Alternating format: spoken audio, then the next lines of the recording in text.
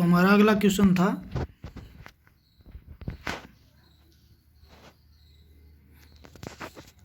Acupuncture. ठीक है, acupuncture क्या होता है? तो पेंचर तो आपने सुना भी होगा। ठीक है, पेंचर का मतलब होता है छेद। ठीक है, तो एक्यूपेंचर क्या होता है? देखो, टायर व ट्यूब को ठीक करना, गलत हो गया। सुई चुभोकर बीमारी का इलाज करना, एकल हृदय रोग। ठीक है, तीनों ही गलत है। सुई चुभोकर है, निडल्स जो होती है वो लगाई जाती है। निडल चुभोकर आपने देखा भी होगा, यूट्यूब वगैरह पर वीडियो आती है। और ये जो इलाज है ना, ज़्यादातर चाइना के अंदर बहुत ज़्यादा फेमस है। ठीक है, तो सुई चुभोकर क्या है, नर्व वगैरह पकड़ी जाती है, उसके अंदर सुई चुभोई जाती है और रोग को पकड़ के मतलब बहुत ही अच्छी तरह से इलाज भी किया जाता है। तो एक्यूपेंचर क्या है? तो आपका आंसर क्या रहेगा? बी रहेगा। ठीक है ना। तो आप वीडियो को लाइक कर दीजिए, शेयर कर दीजिए। बहुत ही अच्छी अच्छी यहाँ से वीडियो मिलने वाली है आपको, टेंशन मत लेना आप। ठीक है।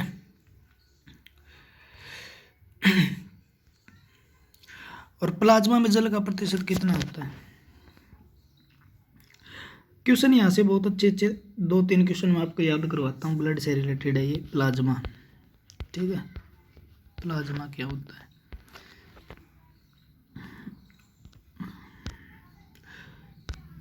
इसको एक बार सेट कर ले यहाँ पे। ठीक है, प्लाज्मा जो है वो किसका भाग है? तो आप कहोगे जी एक होता है ब्लड, सुना होगा आपने, रक्त। और रक्त के 2 भाग होते हैं, इसको 2 भागों में, एक को बोलते हैं सॉलिड और एक को बोलते हैं लिक्विड। ठीक है, और सॉलिड या मतलब तरल भाग जो होता है ना, तरल और ठोस भाग, एक तो तरल भाग हो गया, एक हो गया ठोस भाग। ठीक है, तो तरल भाग होता है वो होता है प्लाज्मा। क्या होता है? प्लाज्मा। और ठोस भाग होता है वो क्या होती है? रक्त कणिकाएं होती है, जिसमें आरबीसी, डब्ल्यूबीसी और प्लेटलेट्स आती है। और ये ठोस भाग कितना भाग बनाता है? तो ये 45% भाग बनाता है। और 55% जो है वो क्या बनाता है? प्लाज्मा बनाता है।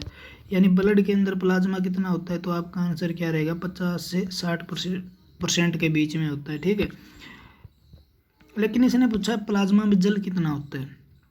तो प्लाज्मा जो होता है वो 55%, और प्लाज्मा का 92% लगभग 90 से 92% क्या होता है? जल होता है।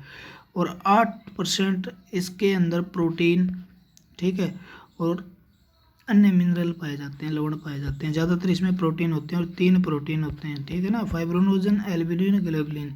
ठीक है, 3 प्रोटीन होते हैं इसके अंदर। तो प्लाज्मा किसका भाग है? तो आप कहोगे जी ब्लड का भाग है, रक्त का भाग है। कितना प्रतिशत होता है? 55% होता है। 2 क्वेश्चन। जल कितना प्रतिशत होता है प्लाज्मा में? 90 से 92% होता है। और 8 से 10% क्या होते हैं? इसमें प्रोटीन और मिनरल होते हैं। ज़्यादातर इसमें 8% क्या पाए जाते हैं? प्रोटीन। तो यहाँ पे 90% जल, 8% प्रोटीन और 2% मिनरल पाए जाते हैं, अन्य तो यानी उसके अंदर बहुत कुछ आ जाता है। ठीक है, वेस्ट पदार्थ भी आ जाते हैं 2% के अंदर, और चीज़ें भी, न्यूट्रिशन भी आ जाता है। और 8% प्रोटीन पाया जाता है। मोस्ट इंपॉर्टेंट क्वेश्चन है, बार बार रिपीट हुआ है। तो इस क्वेश्चन का आंसर तो आपको पता चल ही गया होगा, यानी 90% है जल। और यहाँ पर जो भी क्वेश्चन करवाए जा रहे हैं नीचे देख लो आप, एक एक क्वेश्चन आया हुआ क्वेश्चन है, रिपीटेड क्वेश्चन है प्रीवियस ईयर के अंदर। ठीक है, सबूत के साथ है।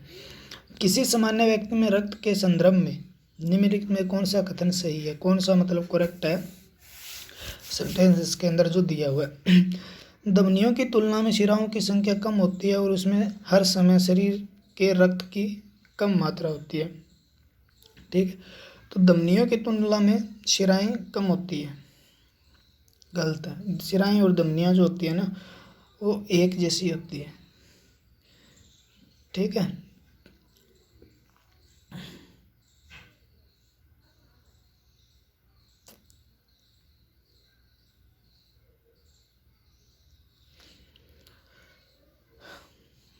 अरे क्या क्वेश्चन गया? धमनियों की तुलना में शिराओं की संख्या कम होती है और उससे हर समय शरीर के रक्त की कम मात्रा होती है। ठीक है, ये कथन क्या हो गया? गलत हो गया। क्यों हो गया? क्योंकि ये क्या कह रहा है? कम होती है। यहाँ पर अगर आता बराबर होती है तो सही होता, रक्त भी एक जैसा होता है, तो कथन क्या हो गया? गलत हो गया। रक्त की कुल मात्रा का लगभग 70% रक्त कोशिकाओं के स्वरूप में होता है। मैंने अब थोड़ी देर पहले रक्त कोशिकाएं जो होती है वो कितनी होती है? रक्त में 45% होती है, याद रखना।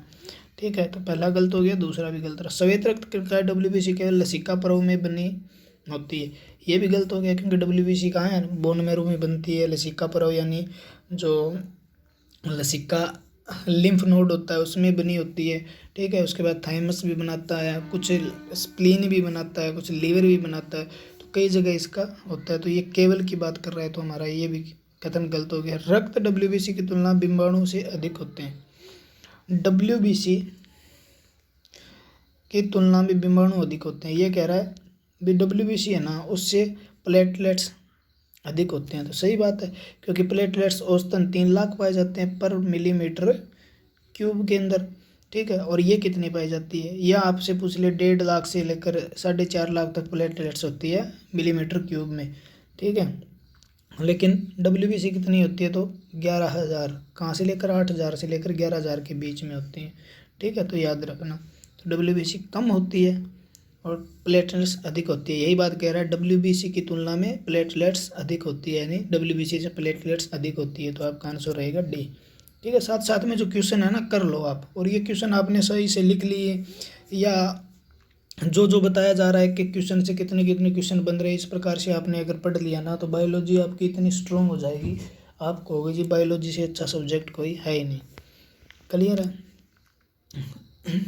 विचार कीजिए, कटे स्थानों पर रक्त प्रवाह रोकने के लिए फिटकरी का उपयोग किया जाता है। हाँ जी, फिटकरी का उपयोग आपने देखा होगा, दाढ़ी वगैरह बनवाते हैं, या तो जो नाई होते हैं ना वो फिटकरी लगा देते हैं बाद में। तो फिटकरी क्यों लगाते हैं, क्योंकि आप कट लग गया हो कोई भी, तो वो जल्दी से जल्दी उसका घाव भर जाएगा और ब्लड रुक जाएगा, ठीक है। यानी ब्लड क्लोटिंग में ये सहायक है, ये सही है। रक्त एक कोलाइडी निकाय है, ठीक है, जिसमें ऋण आवेशित कोलाइडी कण होते हैं, ठीक है ना। इसमें क्या होते हैं, नेगेटिवली चार्ज होते हैं। सही बात कह रहा है। फिटकरी के एल्यूमिनियम आयनों की स्कंदन शक्ति अधिक होती है, अतः रक्त स्कंदित हो जाता है। नीचे दिए गए कूट में उपयोग सही उत्तर चुनिए। ए सही है और आर भी सही है, ठीक है ना। तो इसमें बी ऑप्शन हो जाए, ए आर दोनों सही है, परंतु आर ए की सही व्याख्या, अरे गलत हो गई, ठीक है, ए हो जाएगा सही, ठीक है ना। आर ए की सही व्याख्या है, क्योंकि ये फिटकरी जो होती है ना, ठीक है, उसके अंदर एल्यूमिनियम भी होता है। क्यों, देखो फिटकरी का जो फार्मूला है वो क्या है, बहुत लंबा फार्मूला है, याद करने की कोई खास ज़रूरत नहीं है, ये भी याद करना, ठीक है। लिख दूँ क्या, K2SO4, ठीक है,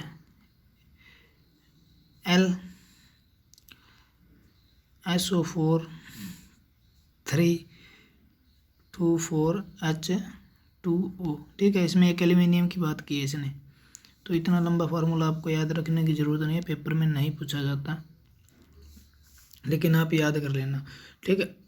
फिटकरी एक रंगीन जो क्रिस्टलीय पदार्थ होता है, और वो क्या करता है, रक्त का थक्का जमाने में सहायक होता है, अगर बाद से लगाया जाए तो। फिटकरी। किस देश में वैज्ञानिकों ने एक ऐसा कृत्रिम रक्त आर्टिफिशियल ब्लड बनाया जो प्लास्टिक ब्लड की एक मतलब किस्म है, जिसे किसी मरीज को ठीक है का विचार किए बिना दिया जा सकता है।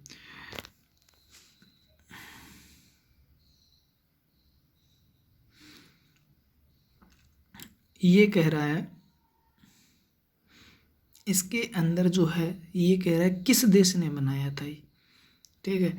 तो आपका आंसर क्या रहेगा, तो किस देश ने, USA ने बनाया, ब्रिटेन ने बनाया, नॉर्वे ने बनाया और चीन ने, ठीक है। ये ब्रिटेन के अंदर बनाया गया था, ठीक है।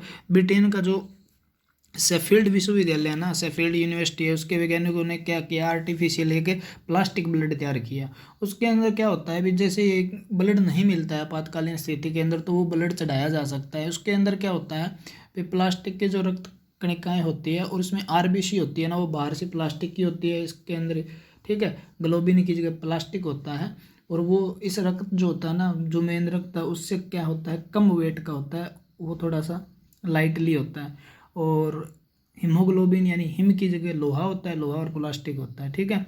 और हिम जो होता है उसकी जगह एक चीज़ प्रयोग की जाती है, पारफिरिन्स, ठीक है। तो पारफिरिन्स प्रयोग की जाती है। और पारफिरिन मतलब हेमोग्लोबिन को क्या कहा जाता है, उसमें प्लास्टिक में पारफिरिन कहा जाता है, जिसके अंदर क्या लगा होता है, प्लास्टिक और आयरन होता है, ठीक है। और उसी प्रकार कार्य करता है ये, क्लियर है। और ये मतलब 20 से 30 दिनों तक रहता है। और इसमें रेफ्रिजरेटर के अंदर रखने की ज़रूरत नहीं होती, यानी ये कैसे भी और किसी भी ब्लड ग्रुप जो होता है उसको चढ़ाया जा सकता है। एंटीबॉडी इसके मतलब रिजेक्शन नहीं करती। तो ये किसके द्वारा बनाया गया था, ब्रिटेन के द्वारा, ठीक है। तो आर्टिफिशियल ब्लड भी बन चुका है। देखो, एल्कोहल के निराविशन के लिए निम्नलिखित मानव अंगों में कौन उत्तरदायी है, ठीक है। ये कह रहा है, क्या कह रहा है, डिटॉक्सिफिकेशन, निराविशन, विष का मतलब टॉक्सिन, ठीक है ना। इसको डिटॉक्सिफिकेशन यानी कम जहरीला बनाने के लिए कौन सा अंग उत्तरदायी है, तो अल्कोहल जो होता है ना, उसको कम जहरीला बनाने में उत्तरदायी कौन सा अंग होता है, आपको पता है। अल्कोहल का सीधा लीवर पे इफेक्ट होता है, तो आपको पता भी होगा। तो इसमें उत्तर क्या होगा, लीवर यानी यकृत होगा, ठीक है। एक स्वस्थ मनुष्य एक दिन में निम्नलिखित मात्रा में पेशाब करता है, ठीक है। क्वेश्चन करवाया हुआ है, एक्सक्रीटरी सिस्टम में सारे क्वेश्चन करवाए हुए हैं वैसे तो। 1.5 लीटर करता है, कितना करता है, 1.5 लीटर स्त्रावण करता है। मूत्र जो होता है उसका पीएच मान कितना होता है, 6 होता है। मूत्र किस प्रवृत्ति का होता है, अम्लीय प्रवृत्ति का होता है। मूत्र के अंदर क्या पाया जाता है, यूरिया। और यूरिया कितना प्रतिशत होता है, 2.5% यूरिया पाया जाता है। इसमें यूरिक एसिड भी होता है, क्रिएटिनिन भी होता है, ठीक है। और मूत्र का पीला रंग पूछ ले तो यूरोक्रोम के कारण होता है, ठीक है। यूरोक्रोम के कारण मूत्र का रंग येलो कलर का होता है, क्लियर है। उसके बाद मूत्र से आपसे एक क्वेश्चन और भी, मूत्र का निर्माण कहाँ होता है, तो मूत्र का निर्माण किडनी में होता है। कहाँ पर होता है, किडनी में। और मूत्र के अंदर जो 90 यानी 95% क्या पाया जाता है, जल पाया जाता है। जल पूछ ले तो मूत्र में 95% क्या है, जल। और आपसे पूछ ले जो मूत्राल से होते हैं, ठीक है, या जिसे हम टॉयलेट बोलते हैं, जहाँ पर एक गंध आती है यानी बदबू आती है, तो वो तिक्की बदबू किसके कारण आती है, तो यूरिया जो होती है ना, यूरिया वो बैक्टीरिया के द्वारा किस में बदल दी जाती है, अमोनिया में बदल दी जाती है। किस में बदल दी जाती है, अमोनिया में। तो वो गंध किसकी होती है, अमोनिया के कारण आती है, तो याद रख लेना। तो मूत्र किस प्रवृत्ति का, अम्लीय प्रवृत्ति का होता है। मूत्र का पीएच मान 6 होता है। मूत्र का पीला रंग यूरोक्रोम के कारण होता है। मूत्र में यूरिया 2.5% होती है। मूत्र में जल 95% होता है। मूत्र का निर्माण किसके द्वारा किया जाता है, किडनी के द्वारा किया जाता है, ठीक है। मानव वृक्क के कार्य संबंधित निम्न पर विचार कीजिए, यानी किडनी के कौन से फंक्शन है इसके बारे में। वृक्क उत्सर्जक अपनयन के पश्चात स्वच्छ रक्त वृक्कीय धमनी में वापस जाता है। ये कह रहा है जब क्या होता है, अल्ट्रा फिल्ट्रेशन हो जाता है, ठीक है।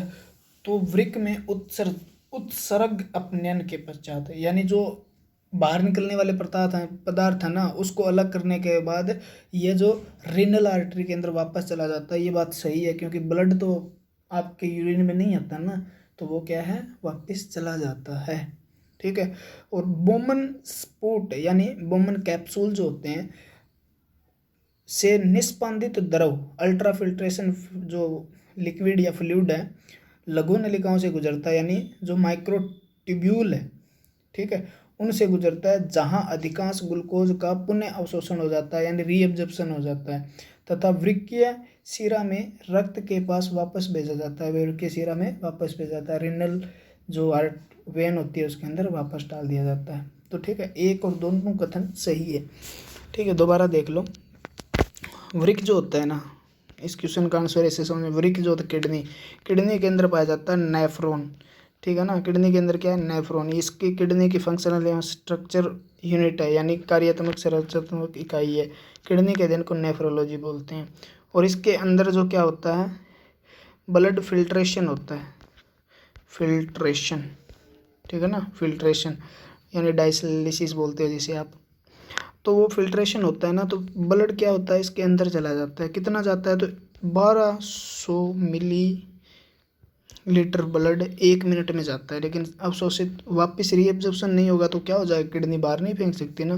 तो क्या होता है, इसका प्लाज्मा भाग जो होता है ना, प्लाज्मा भाग, प्लाज्मा, ना तो डब्ल्यूबीसी किडनी में जाती, ना आरबीसी इसमें नेफ्रॉन में जाता, तो ऊपर लगा होता है इस प्रकार की आकृति जिसे बोलते हैं बोवेन कैप्सूल, ठीक है। और इसके अंदर इस प्रकार से ग्लोमेरुलस लगा होता है, ठीक है। यहाँ से ब्लड आएगा और ब्लड का प्लाज्मा भाग इसके अंदर घुस जाएगा और इसके पास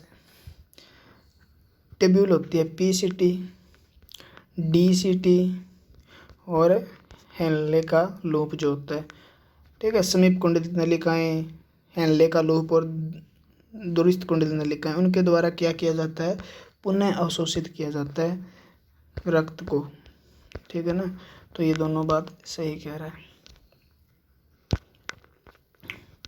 मनुष्य शरीर में खून के शुद्धिकरण की प्रक्रिया को कहते हैं, यानी जो ब्लड प्यूरिफिकेशन है उसको क्या कहते हैं, डायलिसिस कहते हैं, हेमोलिसिस कहते हैं, ऑस्मोलिसिस कहते हैं, पैरालिसिस कहते हैं। तो डायलिसिस क्या होता है, देखो, किडनी के द्वारा ब्लड से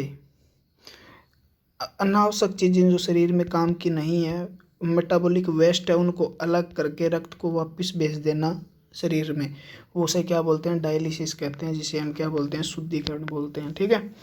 हिमोलिसिस क्या होता है, देखो, हिमोलिसिस होता है आरबीसी का लीवर के द्वारा ब्रेक डाउन करना यानी तोड़ना, तो हिमोलिसिस होता है वो, ठीक है। आरबीसी, हीमोग्लोबिन, हीमोलिसिस का मतलब कहीं पे भी आ जाए, देखो लेसिस लिख रखा है, लाइसिस होता है यहाँ पे, याद रखना, लाइसिस, लाइसिस का मतलब होता है ब्रेक डाउन, तोड़ना।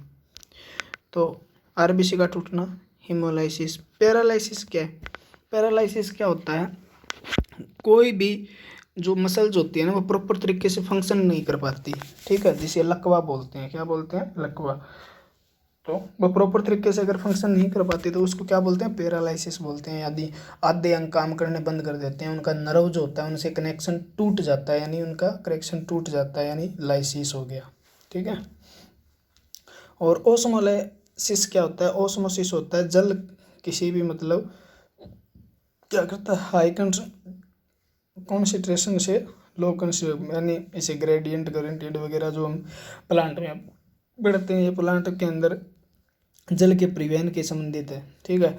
यानी जल किस प्रक्रिया द्वारा, ठीक है, जाइलम जो होता है उसके द्वारा जड़ों से ऊपर लेके जाया जाता है, तो वो क्या, किस, उसे प्रक्रिया क्या बोला जाता है, ओस्मोसिस बोला जाता है।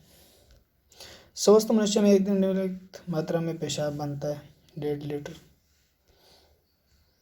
दोबारा क्वेश्चन कैसे आ रहे हैं भाई। मनुष्य के शरीर में खून का शुद्धिकरण, अरे क्या हो गया, डायलिसिस किससे संबंधित है, यकृत से, आंख से, वृक्क से, मस्तिष्क से। अब थोड़ी देर पहले किडनी या गुर्दे, ठीक है ना, किडनी, गुर्दे, वृक्क एक ही चीज़ है। तो डायलिसिस किस में होता है, वृक्क से संबंधित है।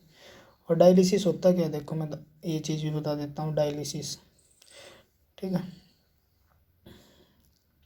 एक होता है टोनियल डायलिसिस और एक होता है रिनल डायलिसिस, ठीक है, 2 प्रकार का, ठीक है। या इसे बोलते हैं ब्लड डायलिसिस, एक होता है पेरिटोनियल डायलिसिस। तो डायलिसिस क्या होता है, जब किडनी अच्छी तरीके से काम नहीं कर पा रही, तो अच्छे तरीके से अगर काम नहीं कर पा रही तो क्या होता है, एक मशीन के द्वारा, ठीक है, डायलेटर जिसे बोलते हैं, उसके द्वारा क्या किया जाता है, रक्त को बाहर निकाला जाता है और उस मशीन के अंदर घुसाया जाता है और वो यूरिया वगैरह को अलग करके रक्त को दूसरी पाइप से वापस भेज दिया जाता है। तो वो क्या है, आर्टिफिशियल डायलिसिस होती है, ठीक है। तो वो ब्लड की होती है, हीमोडायलिसिस बोल देते हैं उसे। और एक पेरिटोनियल, पेरिटोनियल का मतलब क्या है, आपने देखा भी होगा, मैंने बताया होगा, पीछे क्वेश्चन आया, ये आपका पेट है मान लो, ऊपर फेफड़े वगैरह हैं, ये रीढ़ की हड्डी है, इसके अंदर आपके सारे हैं। तो इसके अंदर बीच बीच में क्या होता है, अंगों के बीच में फ्लूइड भरा होता है, और उस फ्लूइड के अंदर कोई दिक्कत आ जाए, वो अपने आप फिल्ट्रेट नहीं हो पा रहा है, अवशोषित नहीं हो पा रहा है, तो उसको निकाल कर भी क्या किया जाता है, मशीन के द्वारा डायलिसिस किया जाता है। तो उसे क्या बोलते हैं, पेरिटोनियल डायलिसिस बोलते हैं, ठीक है। डायलिसिस को हिंदी में बोलते हैं अपोहन, ठीक है, अपोहन। हो जाएगा। डायलिसिस वृक्क से संबंधित है, किससे संबंधित है? वृक्क से संबंधित है, याद कर लेना, किडनी से। यूरिया किसके द्वारा रक्त से पृथक की जाती है, यानी जो यूरिया होती है उसको सेपरेट करने का काम कौन करता है, यानी रक्त से अलग करने का काम कौन करता है? तो आपका आंसर क्या रहेगा? गुर्दा करता है, बता दिया पीछे। मानव के गुर्दे बने हुए किस प्रणाली, मानव का गुर्दा किस प्रणाली के अंग है? ठीक है, तो प्रणाली मतलब सिस्टम, किस सिस्टम का है? ट्रांसपोर्टेशन का है। ट्रांसपोर्टेशन करने का काम तो ब्लड करता है भाई, ठीक है ना। यहाँ पे रक्त दिया होता या हार्ट दिया होता, यहाँ पे ब्लड वेजल दी होती, रक्त कणिकाएं दी होती, तो आपका आंसर क्या है? प्लाज्मा दिया होता, ट्रांसपोर्टेशन करता है वो, ठीक है ना। न्यूट्रिशन, पोषण करने का काम भी इसका नहीं है। रेस्पिरेशन यानी श्वसन करने का, श्वसन का मतलब श्वसन के अंदर क्या? ट्रेकिया आ गया आपका, ठीक है, नासिका नोज आ गई आपकी, उसके बाद ब्रैंकाई आ गई आपकी, एल्वियोलाई आ गया आपका, फेफड़े जो है लंग्स आ गए आपके, डायफ्राम आ गया, तो वो रेस्पिरेशन में आते हैं। तो ये एक्सक्रीशन का मतलब है उत्सर्जन। तो गुर्दे क्या काम करते हैं? उत्सर्जन का काम करते हैं। मानव के अंदर मुख्य अंग कौन सा है? गुर्दे हैं, उत्सर्जन तंत्र का। किडनी है, 2 पाई जाती है। कितनी किडनी होती है हमारे अंदर? 2 होती है। और रंग कैसा होता है? लाल भूरा रंग होता है, ठीक है। और ये सेम के आकार की होती है, यानी जो राजमा के होते हैं ना, राजमा जो होता है उसके आकार की होती है। और पेरिटोनियल कैविटी जो होती है ना, पेरिटोनियल कैविटी के अंदर स्थित होती है, रेट्रोपेरिटोनियल, ठीक है। क्योंकि रेट्रो का मतलब पीछे, पेरिटोनियल का मतलब है, जो मैंने बताया था, पेरिटोनियल एक लेयर पाई जाती है, पीछे किया होगा तो लास्ट में स्थित होती है। और किडनी की सुरक्षा कौन सी रिब्स करती है? फ्लोटिंग रिब्स करती है, तैरती हुई पसलियाँ पीछे वाले हिस्से में। और किडनी में पथरी होती है, उसे क्या बोलते हैं? कैल्शियम ऑक्सोलेट। वृक्क के प्रति मिनट औसतन रक्त का, अब थोड़ी देर पहले बताया था, सीसी 1200 सीसी बराबर होता है 1200 मिलीलीटर के। सीसी का मतलब है, ठीक है, सेंटीमीटर, क्यूबिक सेंटीमीटर, ठीक है ना। तो ये 1200 सीसी रक्त फ्लो, ब्लड फ्लो होता है इसमें, एवरेज ब्लड फ्लो इतना होता है, ठीक है। अपोहन किसके स्पंदन हेतु प्रयुक्त होता है? अभी बताया था, डायलिसिस कह रहा। जब वृक्क कार्य करना बंद कर दे तो क्या किया जाता है? तो किस पदार्थ का जमा, कौन सा पदार्थ जमा होता है? ठीक है, शरीर में वसा, शरीर में प्रोटीन, शरीर में शर्करा, शरीर में नत्र जनित अवशिष्ट पदार्थ, ठीक है। तो इसमें क्या होता है? मेटाबॉलिक, ठीक है, वेस्ट सब्सटेंस जो होते हैं वो क्या होने शुरू हो जाते हैं? रक्त में जमा होने शुरू हो जाते हैं। तो आंसर क्या रहेगा? सी।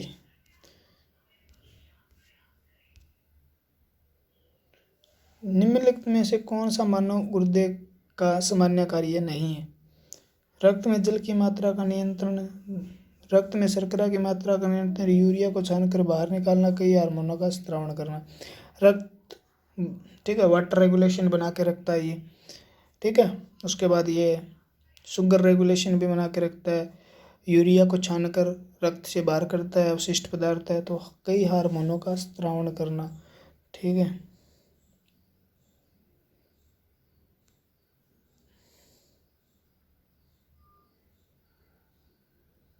क्या हो गया? ठीक है, हार्मोन भी स्त्रावण होते हैं, ठीक है। आपने सुना होगा ल्यूकोपोइटीन, इरिथ्रोपोइटीन किडनी के द्वारा स्त्रावित होते हैं, नॉर्मल से हैं जो आपको बताए गए हैं। यूरिया को छानता है, जल को छानता है, ठीक है। इसके अंदर अगर चारों ऑप्शन में देखें, वैसे ये शर्करा का भी बनाए रखता है, मात्रा का नियंत्रण भी करता है, लेकिन जो सही मात्रा का नियंत्रण करता है वो कौन करता है? इंसुलिन करता है। तो यहाँ पर ये क्वेश्चन का आंसर हमारा क्या हो जाएगा? बी हो जाएगा, ठीक है। लेकिन ये है चारों के चारों किडनी के ही काम है वैसे। क्लियर हुई बात? ठीक है, तो इसका आंसर आप क्या लगाओगे? बी। ऐसा क्वेश्चन दोबारा आ जाए तो। असमरी या किडनी स्टोन या पथरी पाए जाने वाला रासायनिक कंपाउंड यानी केमिकल कंपाउंड कौन सा है? तो यूरिक एसिड है, कैल्शियम कार्बोनेट है, कैल्शियम ऑक्सोलेट है, कैल्शियम सल्फेट है। ठीक है, तो कैल्शियम ऑक्सोलेट बताया था आपने। किडनी की पथरी जो होती है वो कैल्शियम ऑक्सोलेट से बनी होती है। किससे बनी होती है? कैल्शियम ऑक्सोलेट से बनी होती है। किससे बनी होती है? Calcium oxalate, CaC2O4। ठीक है ना, कैल्शियम और ये क्या है? ऑक्सोलेट। तो कैल्शियम की जो पथरी बनी होती है ना, और कैल्शियम के साथ क्या होता है हमारे शरीर में, अगर ऑक्सोलेट जो होता है, ठीक है, की मात्रा बढ़ जाए, ठीक है, मात्रा बढ़ जाए तो वो किडनी स्टोन करना शुरू कर देता है। ऑक्सोलेट किस में पाया जाता है? तो ऑक्सोलेट जैसे अच्छा पाया जाता है पालक के अंदर। यानी जैसे किडनी पथरी होती है तो आपको क्या कहा जाता है? बीज वाली सब्जियां नहीं खानी। यानी बीज वाली सब्जियों का मतलब है जिसमें बीज होते हैं ना, उसके अंदर ऑक्सोलेट भी पाया जाता है। ऑक्सोलेट, ठीक है ना, ऑक्सोलेट। और पालक बिल्कुल बना कर देते हैं, ठीक है, बैंगन बना कर देते हैं। तो इनमें क्या कारण है? बीज से पथरी नहीं होती। आप सोचते हो भी बीज खाएंगे वो सीधी पथरी बन जाएगी, ऐसा नहीं होता। ठीक है ना, बीज के अंदर एक रासायनिक यौगिक पाया जाता है, केमिकल कंपाउंड है C2O4। ठीक है, इस प्रकार इसका फार्मूला होता है। ठीक है, तो ये क्या हो जाता है? ऑक्सोलेट कैल्शियम के साथ विक्रिया करके कैल्शियम ऑक्सोलेट बनाता है, जो एक स्टोन का रूप ले लेता है, जिसे कैल्शियम ऑक्सोलेट कहते हैं। ठीक है, तो वो पथरी है। और आपसे किडनी उसमें पित्त की पथरी पूछ ले तो आपको आंसर क्या देना है? कोलेस्ट्रॉल की बनी होती है। क्या कैसरुक रज्जु स्पाइनल कॉर्ड में कितनी तो जोड़ियाँ तंत्रिकाएं मिलती है? 31 जोड़ी मिलती है। कितनी मिलती है? 31 जोड़ी। मस्तिष्क जिम्मेदार होता है सोचने के लिए, गति नियंत्रण कर लिए, शरीर में संतुलन के लिए, तीनों के लिए। उपरोक्त सभी हो जाएंगे, आपको पता भी है। सोचते हम दिमाग से ही है ना, ठीक है ना। हृदय गति यानी जो हार्ट रेट है उस पर कंट्रोल करने का काम भी इसका ही है, क्योंकि आपने देखा होगा मेडुला ओब्लांगेटा किस प्रकार से इसको कंट्रोल करता है, आपको पता भी होगा। ठीक है, शरीर के अंदर संतुलन यानी ये चैप्टर का नाम भी क्या होता है? कंट्रोल एंड कोऑर्डिनेशन, नियंत्रण एवं समन्वय स्थापित करना। ठीक है,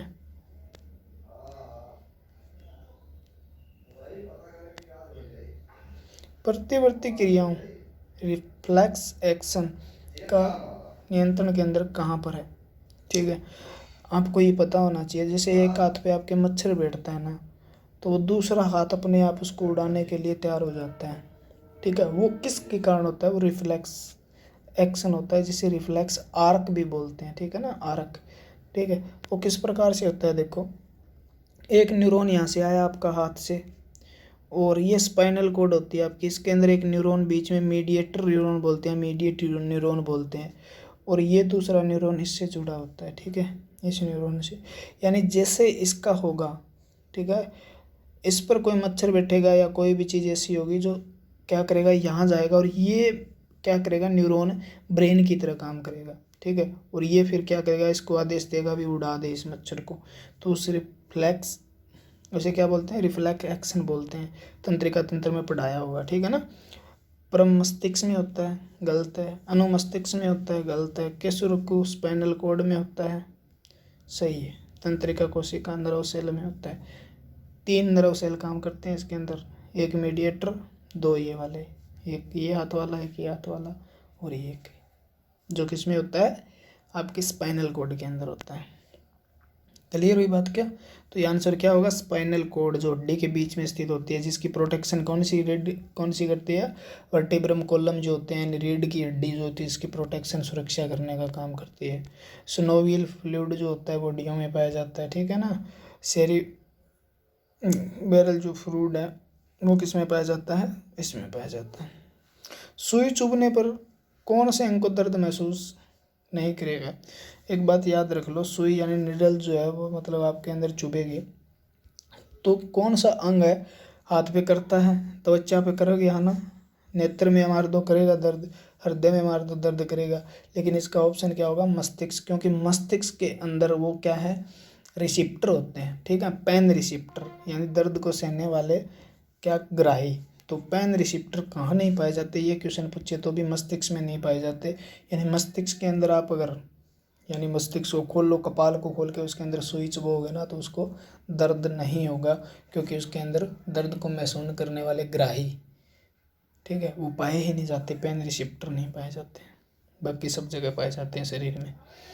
मानव के मस्तिष्क में स्मरण क्षमता कहाँ होती है, ठीक है, तो आपका आंसर क्या हो रहा है, medulla oblongata, cerebrum, brain cavity, cerebellum.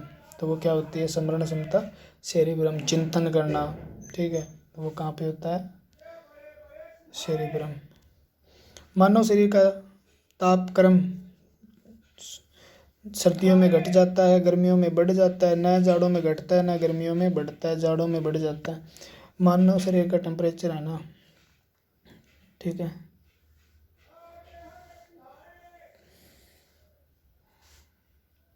क्या रहता है, स्थिर रहता है 37 डिग्री सेल्सियस। अगर वो बढ़ेगा ना,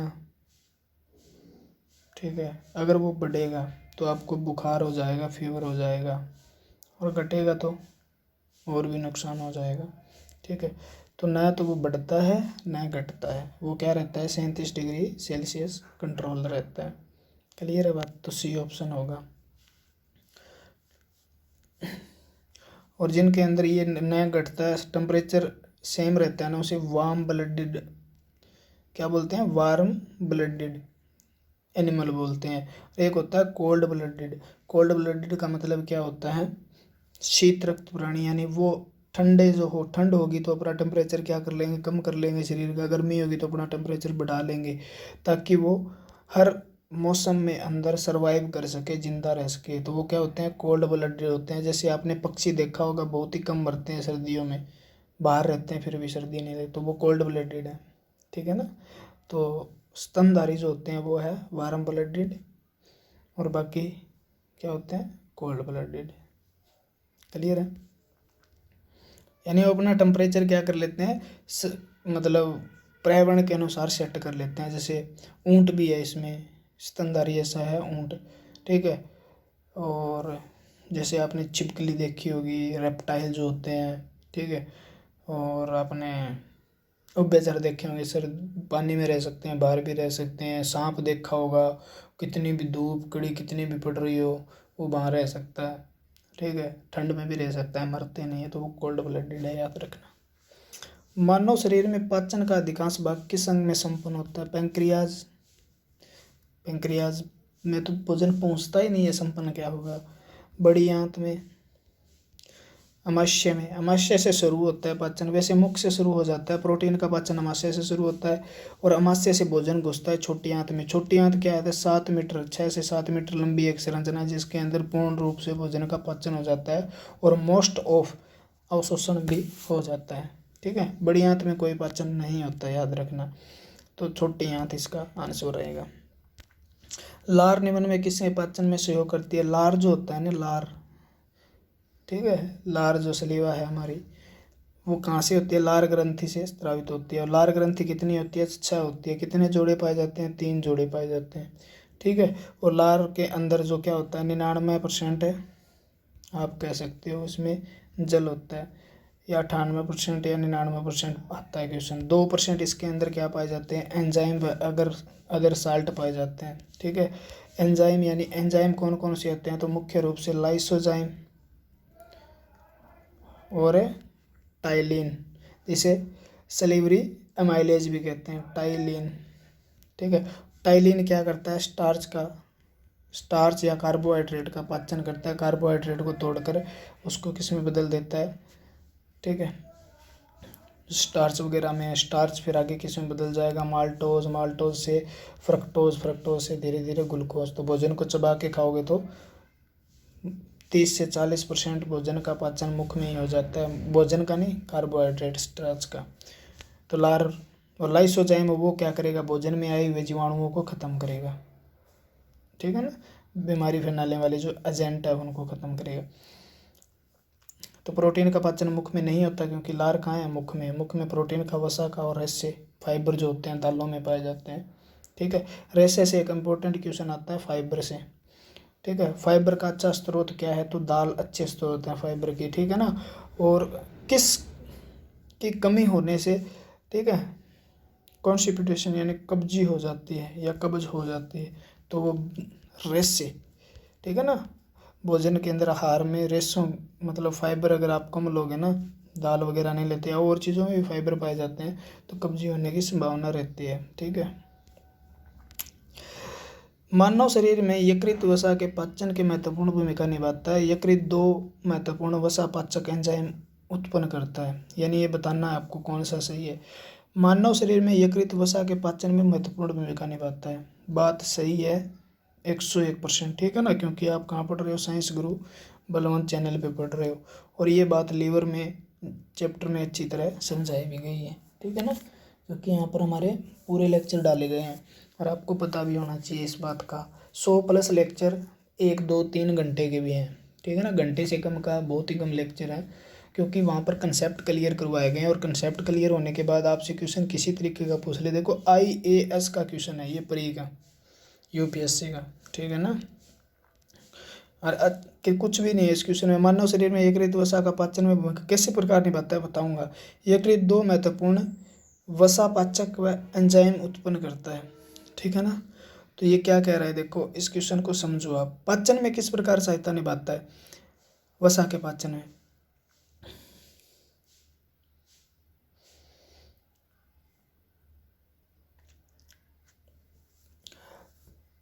वसा के पाचन में किस प्रकार सहायता निभाता है, देखो जब हिम टूटता है ना, हिम यानी हिम क्या है, हीमोग्लोबिन का एक घटक है, ठीक है, जिसमें हिम है, हिम क्या बनता है, बाइल, ठीक है, बाइल बिलरुबिन, बिलरुबिन क्या करता है, बिलरुबिन आकर बाइल जूस यानी पित्ताशय पितरस का निर्माण करता है, वो पित्ताशय में हो जाता है, और वो आगे जाके वसा का पायशीकरण करता है, यानी फैट का एमल्सिफिकेशन करता है।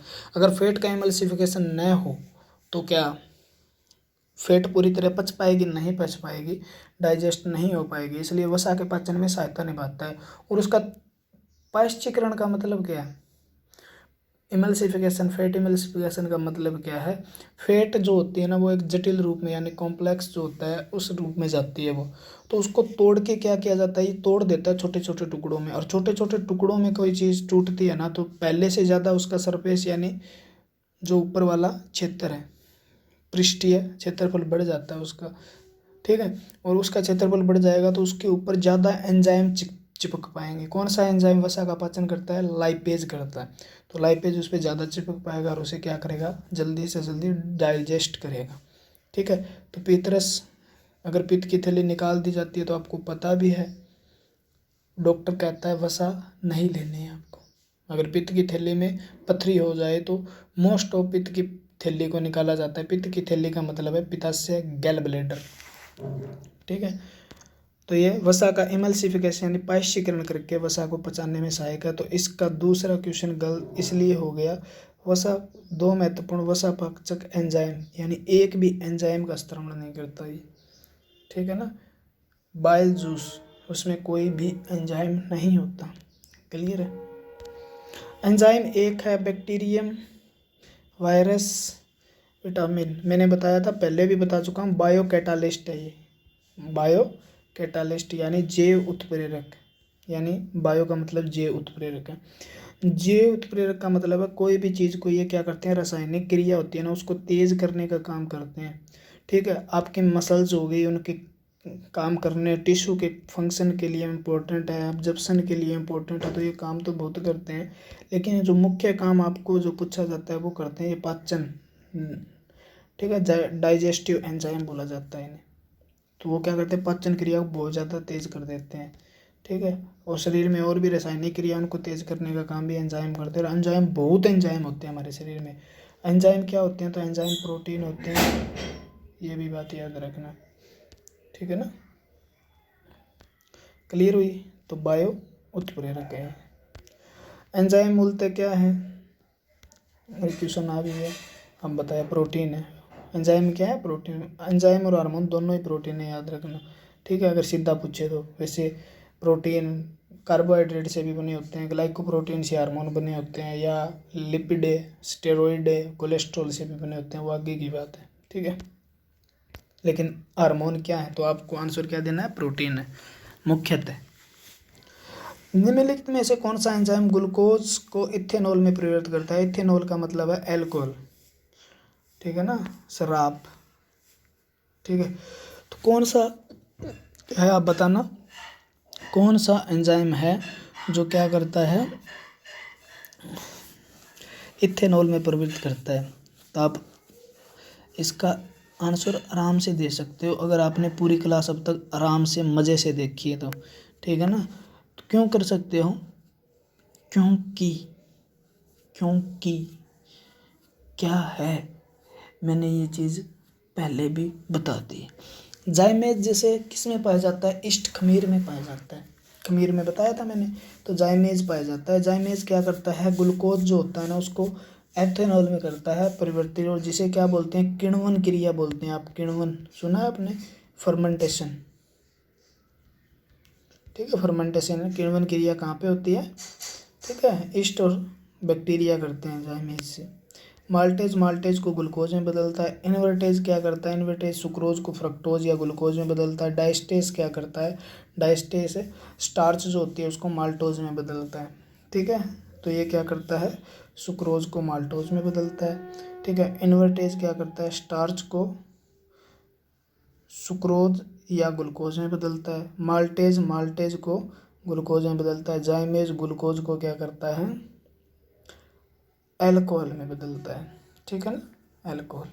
तो याद रख लेना इस बातों को। डाइस्टेस एंजाइम शरीर मानव शरीर में पाया जाता है, ठीक है। और इन्वर्टेज जो होता है वो किस में पाया जाता है, ईस्ट में। इन्वर्टेज और जाइमेज दोनों किस में पाए जाते हैं, ईस्ट में पाए जाते हैं। तो डाइस्टेस मानव में भी पाए जाते हैं, लेकिन कहाँ से स्रावित होता है ये मुझे भी नहीं पता, मैंने नेट पे सर्च किया था, नहीं मिला मुझे। जैविक सिस्टम, लिविंग सिस्टम में रासायनिक क्रिया को प्रक्रिया को तेज करने का काम कौन करते हैं, थोड़ी देर पहले बताया था, एंजाइम करते हैं, बायोकैटालिस्ट, ठीक है, बायोकैटालिस एंजाइम होते हैं, ठीक है। निम्नलिखित में से किस एक की उत्पत्ति यकृत का कार्य, लाइपेज की, यूरिया की, श्लेष्मा की, हाइड्रोक्लोरिक अम्ल। HCl तो किसके द्वारा स्रावित होता है, अमाशय, अमाशय के अंदर क्या पाई जाती है, ऑक्सीजन नामक सेल पाए जाते हैं। ऑक्सीजन नामक सेल क्या करते हैं, HCl का स्त्रावण करते हैं। और HCl का pH मान कितना, 2 से कम होता है। ये एक मतलब बहुत खतरनाक अम्ल है हमारे शरीर में। इसकी मात्रा ज़्यादा हो जाती है तो क्या हो जाता है, आपको अम्लीयता हो जाती है, जिसे हम क्या बोलते हैं, एसिडिटी बोलते हैं। और एसिडिटी को दूर करने के लिए किसका प्रयोग किया जाता है, मैग्नीशियम, ज़्यादातर हाइड्रोक्साइड का प्रयोग किया जाता है। और वैसे आपके घर में अगर मतलब मीठा सोडा भी है ना, सोडियम बाइकार्बोनेट, तो वो भी काम कर देता है। या एसिलोक, वो किसके कारण है, एसिलोक, एसिडिटी इस अम्ल की अधिकता से होती है, या माश्य से स्रावित होता है। तो ये क्वेश्चन तो गलत हो गया, ये कहीं का नहीं है। लाइपेज, लाइपेज जो होता है वो अग्नाशय के द्वारा स्रावित होता है, अग्नाशय रस में पाया जाता है, ठीक है ना, जिसे हम क्या बोलते हैं। और ये गैस्ट्रिक लाइपेज यानी अमाशय से कुछ भाग में अमाशय से भी होता है, गैस्ट्रिक लाइपेज, पैंक्रियाटिक लाइपेज बोल देते हैं। लाइपेज क्या करता है, वसा का पाचन करता है, याद रखना। लाई से लाइप, लाइप याद रखो, लिपिड, लिपिड वसा का रूप है। यूरिया, श्लेष्मा, म्यूकस, म्यूकस भी कौन करता है, म्यूकस लेयर द्वारा होता है, वो भी अमाशय में पाई जाती है ज़्यादातर, ठीक है। और यूरिया, तो यूरिया की उत्पत्ति कहाँ होती है, यकृत में होती है। अमोनिया से यूरिया बनाने का काम यकृत करता है। यूरिया साइकिल कहाँ चलता है, यकृत में, लीवर में। लिपिड का पाचन कुछ निम्नलिखित में से कुछ की उपस्थिति में होता है, पित्त अम्ल की, लाइपेज की, पेप्सिन की। तो आपको होगा जी, पित्त अम्ल तो क्या करता है, तोड़ता है इसको, वसा को, ठीक है। और लाइपेज इसके ऊपर झूम जाएगा इस प्रकार से, इसको तोड़ के पाचन करना है, इसको तोड़ देना है, कार्बन, नाइट्रोजन, ऑक्सीजन अलग अलग कर देना है, ठीक है ना, यानी इसको क्या कर देना है, वसीय अम्ल में बदल देना है। तो वो लाइपेज करेगा और पित्त अम्ल। तो 1 और 2 दोनों सही है, 1 व 2 दोनों सही ऑप्शन हो जाएगा। अगर आपसे पूछे पेप्सिन क्या करता है, पेप्सिन, पेप्सिन अमाशय से स्रावित होता है और प्रोटीन का पाचन करता है, याद रखना। पेप्सिन, ट्रिप्सिन और इरेप्सिन तीनों प्रोटीन का पाचन करते हैं। मानव तंत्र में कौन सी एक पाचक एंजाइम नहीं है? पाचक एंजाइम की बात कर रहा है, यानी डाइजेस्टिव एंजाइम नहीं है। क्लियर है? तो आप याद रखो, आप पढ़ रहे हो साइंस गुरु बलवंत पे, और बहुत ही अच्छे अच्छे वीडियो यहाँ पे मिलते हैं। और ये वीडियो 258 क्वेश्चन नहीं हुए आपके, क्या पता कितने क्वेश्चन हो गए होंगे, मेरे हिसाब से 2-3 हज़ार क्वेश्चन हो गए होंगे। ठीक है, और आपके दिमाग में साइंस घूमने लगी होगी, घूम घूम करने लगा शरीर, है ना। ठीक है, तो एंजाइम, ये आप सोच रहे होंगे पहले क्वेश्चन आए रोग के आए थे, ठीक है, और क्वेश्चन आए थे डिजीज़ वगैरह के, उसके बाद मस्तिष्क के आए, फिर किडनी के आए, किडनी के बीच से फिर डाइजेस्टिव सिस्टम से आ रहे हैं। इस प्रकार से क्या किया गया, क्वेश्चनों को सेट किया गया, साथ साथ में खतरनाक रिवीजन हो जाए आपका। ठीक है ना, खतरनाक रिवीजन हो जाए। लेकिन आए हुए क्वेश्चन है सारे के सारे तो मैंने वहाँ से उठाए हैं, और ऑप्शन चारों क्लियर करवाता जा रहा हूँ, आपको पता है भी है। तो मानव तंत्र में कौन सा एक पाचक यानी जो पाचक डाइजेस्ट करने में सहायता करता है वो एंजाइम नहीं है, पूछ रखा है इसने। ट्रिप्सिन एंजाइम है जो प्रोटीन का पाचन करता है। टाइलिन लार में पाया जाने वाला एंजाइम है जो कार्बोहाइड्रेट का पाचन करता है। पेप्सिन, ठीक है, अमाशय के अंदर पाया जाने वाला एंजाइम है जो प्रोटीन का पाचन करता है। गैस्ट्रिन, गैस्ट्रिन एंजाइम नहीं है, गैस्ट्रिन हार्मोन है, याद रखना। और गैस्ट्रिन से याद रखो आप गैस्ट्रिक जूस, और गैस्ट्रिक जूस का मतलब है जठर रस, और जठर रस को स्रावित होने के लिए जो स्टिमुलेट करता है ना, वो कहाँ से स्रावित होता है? अमाशय से, अमाशय की कोशिकाओं से स्रावित होने वाला हार्मोन है जो जठर रस के स्रावण में सहायता करता है। तो ये क्या है? हार्मोन है। ठीक है, और ये तीनों एंजाइम है। तो क्वेश्चन का आंसर क्या हो जाएगा? ये हो जाएगा। ठीक है, और गैस्ट्रिन करता क्या है? अमाशय से, अमाशय की कोशिकाओं से स्रावित होकर जठर रस का स्रावण कराता है, गैस्ट्रिक जूस का। हमारे आहार में सभी प्रोटीनों की पाचन केवल क्षुद्रांत्र में होता है। अग्नाशय में प्रोटीनों का पाचन करने वाले एंजाइम को क्षुद्रांत्र में छोड़ा जाता है। ठीक है, क्या बात बोल रहा है यार। हमारे आहार में सभी प्रोटीनों का केवल, ओनली, क्षुद्रांत्र का मतलब है स्मॉल इंटेस्टाइन, छोटी आंत। प्रोटीन का पाचन मैं फिर बता रहा हूँ अमाशय से शुरू हो जाता है, और पेप्सिन एंजाइम जो है प्रोटीन का पाचन करना शुरू करता है अमाशय में। तो पहला तो मेरे हिसाब से गलत हो गया। अग्नाशय से प्रोटीनों की पाचन करने वाले एंजाइम क्षुद्रांत्र में छोड़ा जाता है, सही बात कह रहा है ना, क्योंकि ये अग्नाशय आपका देखो पत्ते के आकार का होता है इस प्रकार से। ठीक है, और इधर से आपकी आ होती है कॉमन बाइल डक्ट, और ये जुड़ जाती है इस प्रकार से ऐसे। ठीक है, ये पैंक्रियाटिक डक्ट है। ठीक है, ये कॉमन बाइल डक्ट है, और ये पैंक्रियाटिक हैप्टिक पैंक्रियाटिक डक्ट बोलते हैं इसको, और इसको बोलते हैं कॉमन बाइल डक्ट। ये कहाँ से आई है? इस प्रकार से जुड़ी होती है, ये आपका लीवर होता है। लीवर से पित्ताशय में, पित्ताशय से पीतरस यहाँ से आता होता है, यहाँ चला जाता है, और ये किसका भाग है? छोटी आंत का। और इससे अग्नाशय रस आएगा, और अग्नाशय रस में इधर आ जाएगा। अग्नाशय रस में क्या पाया जाता है? ट्रिप्सिन पाया जाता है, और ट्रिप्सिन यहाँ पर ही छोड़ा जाता है ना, यानी भोजन यहाँ से होता होता है ऊपर, यहाँ से अमाशय होता है, तो यहाँ से होता है यहाँ आ जाता है। तो यहाँ पर भोजन आएगा तो उसमें अग्नाशय रस और पीतरस दोनों आकर मिलेंगे। वो किसका भाग है? छोटी आंत का, पक्वाशय। तो ये क्वेश्चन से, अग्नाशय में प्रोटीनों का पाचन करने वाले एंजाइम को छोटी आंत में छोड़ा जाता है। ठीक है, स्टार्च को जल अपघटन से ग्लूकोज बनाने वाला एंजाइम है हाइड्रोलिसिस। स्टार्च जो है, ठीक है, वो करने वाला, स्टार्च का हाइड्रोलिसिस करने वाला कौन सा एंजाइम है? ठीक है, इन्वर्टेज, डिहाइड्रोनेज, ठीक है, इनहाइडेज और इमाइलेज। तो आप ध्यान रखो, इमाइलेज, इमाइलेज एंजाइम क्या करता है? स्टार्च को तोड़ता है। स्टार्च का मतलब यहाँ पे कार्बोहाइड्रेट, सीधा कह रहा है, ये कार्बोहाइड्रेट को तोड़ता है। ठीक है ना, इन्वर्टेज भी ऐसा ही कार्य करता है, लेकिन यहाँ पर आंसर क्या होगा? इमाइलेज। कौन से परिवर्तन में एंजाइम ट्रिप्सिन उत्प्रेरक का कार्य करते हैं? कौन से परिवर्तन में? प्रोटीन को पेप्टोन में, प्रोटीन को पेप्टाइड में, प्रोटीन को अमीनो एसिड में। ठीक है ना। देखो एक बात बताता हूँ मैं आपको, पेप्सिन एंजाइम है ना, पेप्सिन, ये एग्नाशिया में होता है और ये प्रोटीन को तोड़कर पॉलीपेप्टाइड, पेप्टाइड या पेप्टोन में बदल देता है, पेप्सिन बदलता है। लेकिन ये पेप्टोन और पॉलीपेप्टाइड है, इससे मजबूत एंजाइम है ट्रिप्सिन, वो क्या करता है, प्रोटीन को अमीनो एसिड में बदल देता है। ठीक है ना। तो प्रोटीन, अमीनो एसिड प्रोटीन की सबसे छोटी इकाई है, तो इसका आंसर क्या होगा, ट्रिप्सिन। और पीछे जिक्र आया था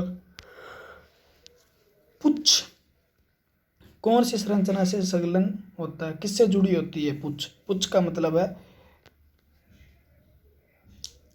अरे अपेंडिस। ठीक है, अपेंडिस जो होती है वो किससे जुड़ी होती है, वृद्धांत्र से, शुद्धांत्र से, पित्ताशय, अमाशय। अमाशय से नहीं जुड़ी होती है अपेंडिस, पित्ताशय से नहीं जुड़ी होती। यानी आपका जो राइट हैंड है उसकी तरफ ऑपरेशन किया जाता है ना, पेल्विस रीजन के पास जो एब्डोमिनल से, अगर क्या हो गया, अपेंडिक्स हो गया, अपेंडिक्स आपके शरीर में पहले ही होती है। ठीक है। और वो छोटी आंत के किस शुद्धांत्र का मतलब है छोटी आंत, और वृद्ध का मतलब है बड़ी आंत, बड़ी आंत के सिक्कम भाग से जुड़ी होती है, याद रखना। और नीचे एक पूंछ जैसी आकृति होती है इस प्रकार की। ठीक है, ऐसी आकृति होती है इस प्रकार की, और ये भाग होता है इसका सिक्कम, और ऊपर कोलन भाग होता है, इससे छोटी आंत यहाँ जुड़ी होती है। सिक्कम जल का अवशोषण करवाता है, यहाँ पर सिम्बायोटिक बैक्टीरिया पाए जाते हैं, और ये होती है अपेंडिक्स, जो आपके कभी न कभी काम की थी। तो आपको पूछे पुंछ क्या है या अपेंडिक्स जो है वो क्या है, वर्मीफोरम अपेंडिक्स बोलते हैं। वेस्टिजियल ऑर्गन है, यानी अवशेषीय अंग है। आप जब क्या करते थे, जब आप बंदर वगैरह होते थे तो पहले क्या लेते थे, सेलुलोज लेते थे, और सेलुलोज का पाचन करने वाला जो आंत के अंदर अंग था ना, वो था अपेंडिक्स। क्या था, अपेंडिक्स। लेकिन आप बाद में अच्छा खाने लगे, झाड़ जैसे पत्ते,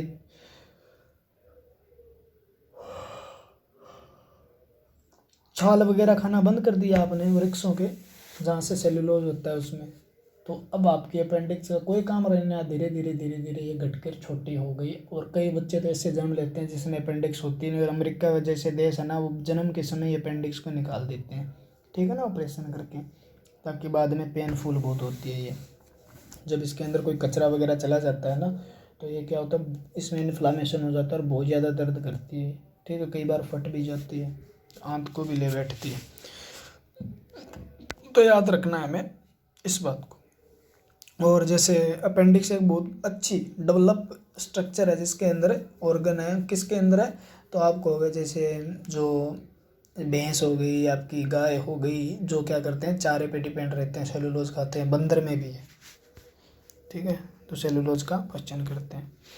मानव शरीर में शुद्धांत्र के 3 संरचनात्मक भागों में लंबाई का कौन सा सही ह्रासवान क्रम है, यानी लंबाई के हिसाब से इसको जचाओ। ह्रासवान का मतलब क्या है,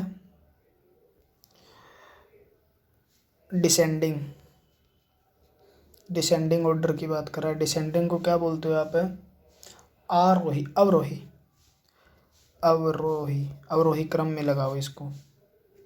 ठीक है ना, अवरोही का मतलब लंबाई कम होनी चाहिए। वैसे शुद्धांतर होती है ना, उसकी लंबाई 6 से 7 मीटर होती है, 7 मीटर के बीच में होती है, बहुत लंबी है ये। ठीक है ना, आपकी टोटल 9 से 10 मीटर के बीच में पूरी की पूरी फूड पाइप होती है, मुख से लेकर मलगुआ तक, उसमें से 6 से 7 मीटर यही होती है। ठीक है ना, फिट में पूछे तो 22 फीट। ठीक है ना, 22 फीट की होती है।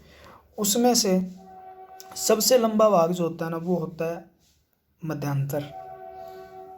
सबसे लंबा भाग कौन सा होता है, मध्यांतर होता है क्या, सबसे लंबा। सबसे छोटा भाग होता है ना, वो तो ड्यूडेनम होता है, ये बता दी मैंने। ठीक है, और सबसे बड़ा भाग कौन सा होता है, तो आपका आंसर क्या रहना चाहिए, आपको लंबाई बता देता हूँ। ठीक है ना, ग्रहणी जो ड्यूडेनम जो होता है ना, उसकी लंबाई होती है 25 सेंटीमीटर। ठीक है, और उसके बाद जो मध्यांतर होता है ना, उसकी 2.5 मीटर लंबाई होती है और 3.5 मीटर लंबाई होती है शेषांतर की, यानी इलम बोलते हैं जिसे, इलम। ठीक है ना। तो आप याद क्या करोगे, सबसे बड़ा है शेषांतर, कहाँ पे है, शेषांतर, शेषांतर। ठीक है, उसके बाद मध्यांतर और इसके बाद ग्रहणी। ये तो छोटी सी होती है, सीनुमा आकृति की होती है, 25 सेंटीमीटर इसकी लंबाई होती है मान लो, और इसकी कितनी है, 2.5 मीटर, और इसकी 3.5 मीटर होती है, याद रखना। ग्रहणी पहला भाग है, और इस प्रकार हाईली कोइल्ड होता है वो मध्यांतर है, और उसके बाद हाईली कोइल्ड भी क्या होता है, शेषांतर, लास्ट वाला भाग।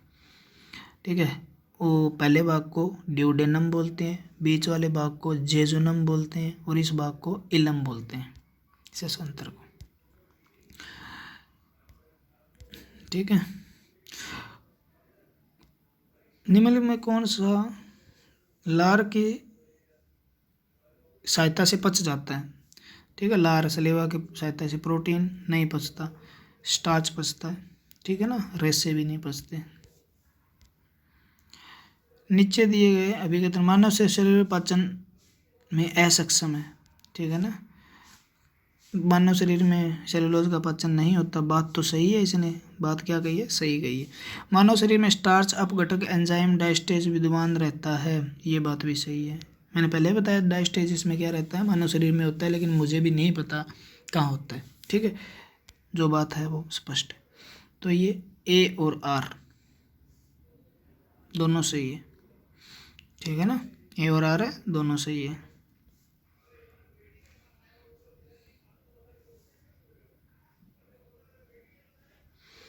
ए और क्या है, दोनों सही है। क्लियर हुई बात क्या, लेकिन इसमें तो और ही कुछ ए तथा आर दोनों सही हैं, और ए आर का स्पष्टीकरण है, ए आर का कोई स्पष्टीकरण नहीं है, न आर ए का स्पष्टीकरण है। ठीक है ना, क्योंकि ये दोनों कथन ही अलग अलग हैं। ए आर दोनों सही हैं, किंतु आर ए का सही स्पष्टीकरण नहीं है। हाँ ये ठीक है, बी ऑप्शन होगा। ये IAS के क्वेश्चन है। शरीर में अतिरिक्त ग्लूकोज ग्लाइकोजन में परिवर्तित होकर भंडारित रहता है, किस में रहता है, तो मैंने आपको बताया था अगर ज़्यादा ग्लूकोज हो जाए तो हमारा शरीर क्या रहता है, हमारे शरीर के अंदर क्या रहता है, कि इंसुलिन रहता है। इंसुलिन क्या करता है, ग्लूकोज को ग्लाइकोजन में बदलकर यकृत में भंडारित कर देता है। ठीक है ना, और जैसे ग्लूकोज की मात्रा ब्लड में घटती है तो ग्लाइकोजन क्या करता है, यकृत से ग्लाइकोजन को उठाकर ब्लड में मिला देता है। ठीक है ना, तो भंडारित कहाँ हो रहा है ग्लाइकोजन, यकृत में, तो याद रखेंगे यकृत में। ठीक है ना, किस में होता है, यकृत में। भंडारित करने में कौन सा अंग सहायता करता है, तो अग्नाशय। अग्नाशय किसकी, इंसुलिन की सहायता से। ठीक है, याद रख लेना। निम्नलिखित में से कुपोषण होता है। ठीक है, अति पोषण से, अल्प पोषण से, असंतुलित पोषण से। ठीक है, अति पोषण से, ठीक है ना, हाइपोन्यूट्रियस, ठीक है, हाइपर न्यूट्रिशन से भी हो सकता है, हाइपोन्यूट्रिशन से भी हो सकता है। ठीक है, और ये और क्या कह रहा है,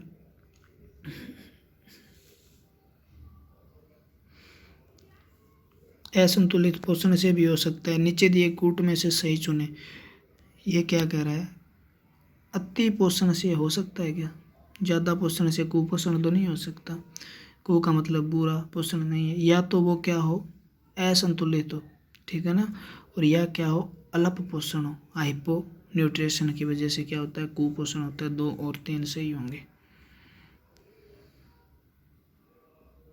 ये क्वेश्चन देख लेना, पढ़ लेना, आसान है। और 200 ऐसे लिखना, 269 का आंसर ये है सर। ठीक है, मैं मान जाऊंगा आपको, क्योंकि ये चीज़ें मैं पीछे पढ़ा चुका हूँ सारी। ठीक है, असली किसका प्रचुर स्रोत है, ओमेगा 3 वसीय अम्ल है। ठीक है, इसको ज़्यादा डीप में नहीं पढ़ना है, विटामिन सी का नहीं है उसको।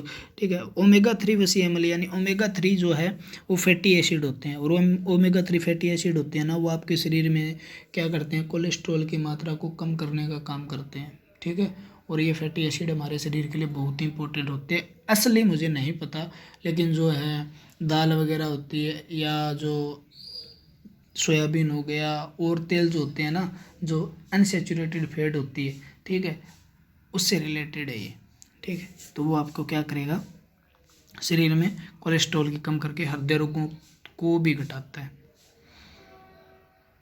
ठीक है। वही क्वेश्चन दोबारा आ गया 18, कार्बन युक्त ओमेगा 3 फैटी एसिड, ठीक है। दूध में प्रोटीन और कार्बोहाइड्रेट के अतिरिक्त पोषणदायक अन्य तत्वों की सम्मिलित है। दूध में प्रोटीन कार्बोहाइड्रेट अतिरिक्त पोटेशियम लोहा, कैल्शियम पोटेशियम लोहा, कैल्शियम पोटेशियम पोटेशियम लोहा, लोहा लोहा। तो एक बात याद रखना, यहाँ से ज़बरदस्त क्वेश्चन बनता है और एनसीईआरटी में अच्छे से दिया गया है।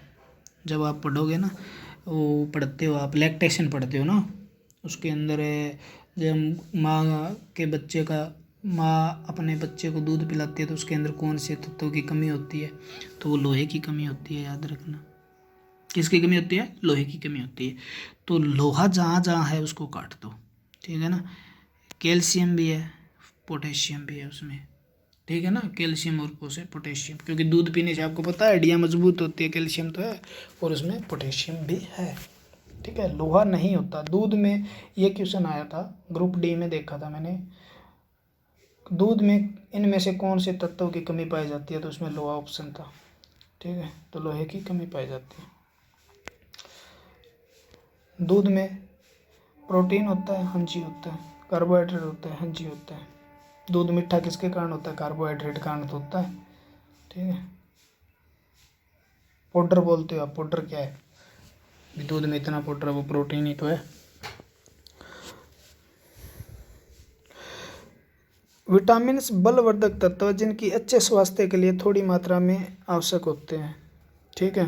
अच्छे स्वास्थ्य के लिए विटामिन हानिकारक बैक्टीरिया को मारकर शरीर को स्वस्थ रखने में सहायता करते हैं। देखो मैं बात बताऊं, विटामिन वास्तव में एक बहुत ही अच्छे एलिमेंट हैं जो हमारे स्वास्थ्य को मेंटेन रखते हैं, हेल्थ जो होती है उसको, ठीक है। और ये कौन से न्यूट्रिएंट है? माइक्रो न्यूट्रिएंट है, प्रोटीन, ठीक है। बहुत ही कम मात्रा में लेने होते हैं, क्लियर हुई बात। लेकिन ये विटामिन ना रोगों से बचाते जरूर है, लेकिन हानिकारक बैक्टीरिया वगैरह हो गए उनको नहीं मारते, ये याद रखना, ठीक है। इनकी डेफिशिएंसी से रोग हो सकते हैं, इनकी अधिकता से भी रोग हो सकते हैं, लेकिन ये बने रहें तो रोग नहीं होंगे विटामिन। लेकिन ये रोगाणु वगैरह, इनको बैक्टीरिया वायरस इनको मारने का काम इनका नहीं है, वो WBC करती है। तो ये सही है, आर गलत है, ठीक है। ये देख लेना। मानव आहार में ग्लाइसिन, सेरीन और टायरोसिन अनिवार्य रूप से शामिल होने चाहिए। अनिवार्य अमीनो अम्ल मानव शरीर में संश्लेषित नहीं किए जा सकते, ठीक है। देखो यहाँ पर एक बात बताऊँ मैं, ग्लाइसिन, सेरीन और टायरोसिन, ठीक है, हमारे शरीर के लिए एसेंशियल जो यानी ज़रूरतमंद अमीनो एसिड है ना, अमीनो अम्ल, वो 20 प्रकार के होते हैं, ठीक है ना। जिसमें से 10 हमारा शरीर खुद बना लेता है और 10 हमें बाहर से लेने होते हैं, ठीक है। और मानव आहार में ग्लाइसिन, सेरीन, टायरोसिन ये क्या होते हैं? जो हमारे शरीर के अंदर बनने वाले अमीनो एसिड है ना, उसके भाग हैं, 10 में से 3 है, ठीक है। तो इनकी आहार में कोई आवश्यकता नहीं होती, क्योंकि ये शरीर के द्वारा खुद बनाए जाते हैं, बाहर से नहीं लिए जाते। अनिवार्य अमीनो अम्ल मानव शरीर में संश्लेषित नहीं किए जा सकते, ठीक है ना। ये बात किसने कही है? अनिवार्य एसेंशियल जो होते हैं वो अमीनो अम्ल, फैट जो अमीनो एसिड है वो मानव शरीर के अंदर संश्लेषित नहीं किए जा सकते। वो एसेंशियल का मतलब क्या है? 10 जो हैं वो बाहर से लेने ही होंगे हमें, ठीक है ना। उन्हें क्या बोलेंगे? अनिवार्य बोलेंगे। तो 10 अमीनो एसिड बाहर से लेने होंगे, वो शरीर के अंदर सिंथेसिस नहीं किए जा सकते। तो आर सही है, ए गलत, ठीक है।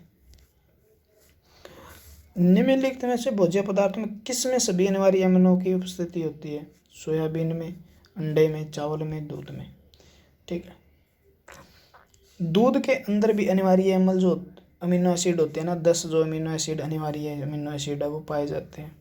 सोयाबीन में भी पाए जाते हैं 10 के 10, अंडे के अंदर भी पाए जाते हैं, चावल के अंदर नहीं होते। चावल बहुत ही कम ऐसा अनाज है जो आप खाने के लिए यूज़ करते हैं जिसमें 2-2.5% ही प्रोटीन होता है, और सारे के सारे अमीनो एसिड उसमें नहीं होते, कुछ एक ही होते हैं। ठीक है, तो यहाँ क्वेश्चन का आंसर ये रहना चाहिए, दूध भी है, अंडा भी है सोयाबीन में।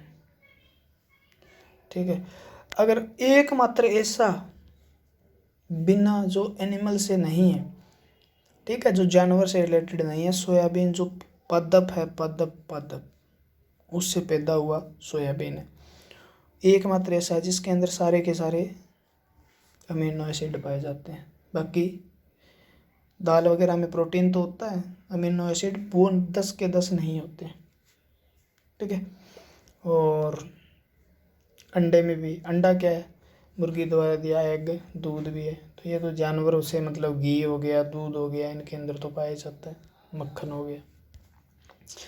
हमारे शरीर में त्वचा तल के नीचे विद्यमान वसा निम्नलिखित विरुद्ध अवरोध पैदा करती है, यानी किसके अपोजिट में बैरियर का काम कर रही है। ठीक है, तो हमारे त्वचा तल के नीचे, त्वचा तल मैंने बताया था ना, त्वचा के नीचे क्या होते हैं, एडिपोज टिश्यू होते हैं, जिसके अंदर एडिपोज टिश्यू का मतलब है, एडिपोज का मतलब क्या होता है, वसा है।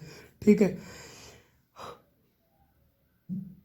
वसीय उत्तक होते हैं, और वसीय उत्तक क्या बनाते हैं, एक लेयर बनाते हैं, लेयर बनाकर वो पूरे शरीर के चारों ओर से फैल जाते हैं, और वो बैरियर का क्या काम करते हैं, वो सबसे अच्छा काम करते हैं, शरीर के अंदर एक कंबल की तरह काम करते हैं।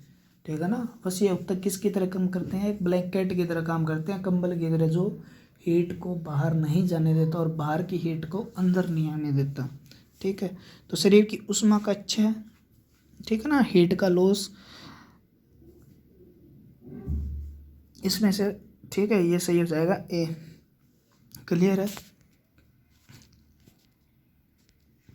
निम्नलिखित से चयापचयी प्रक्रम से अधिकतम ऊर्जा मिलती है, किसके मेटाबॉलिज्म से मतलब हमें क्या मिलती है, चयापचयी। ठीक है, तो ऊर्जा, अधिकतम ऊर्जा वसा से मिलती है 9.3 किलो कैलोरी पर ग्राम। ठीक है ना, अधिकांश प्राणियों में जीवित पदार्थ का लगभग 80% पदार्थ होता है, प्रोटीन होता है, हमारे शरीर में सबसे ज़्यादा 80% प्रोटीन होता है। ठीक है, वसा पूछ ले कितनी होती है, तो 15% वसा होती है। ठीक है,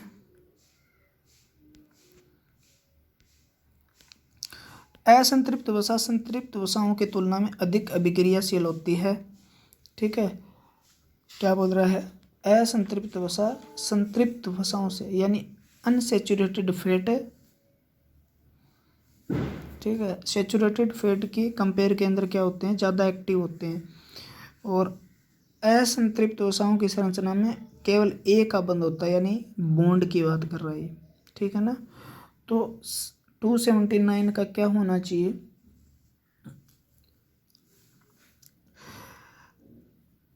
दो प्रकार की फैट होती है, देखो मतलब मुख्य रूप से बॉन्ड के हिसाब से अगर केमिकल बॉन्ड देखें तो उसके अंदर एक में होता है ट्रिपल बॉन्ड, एक में होता है डबल बॉन्ड।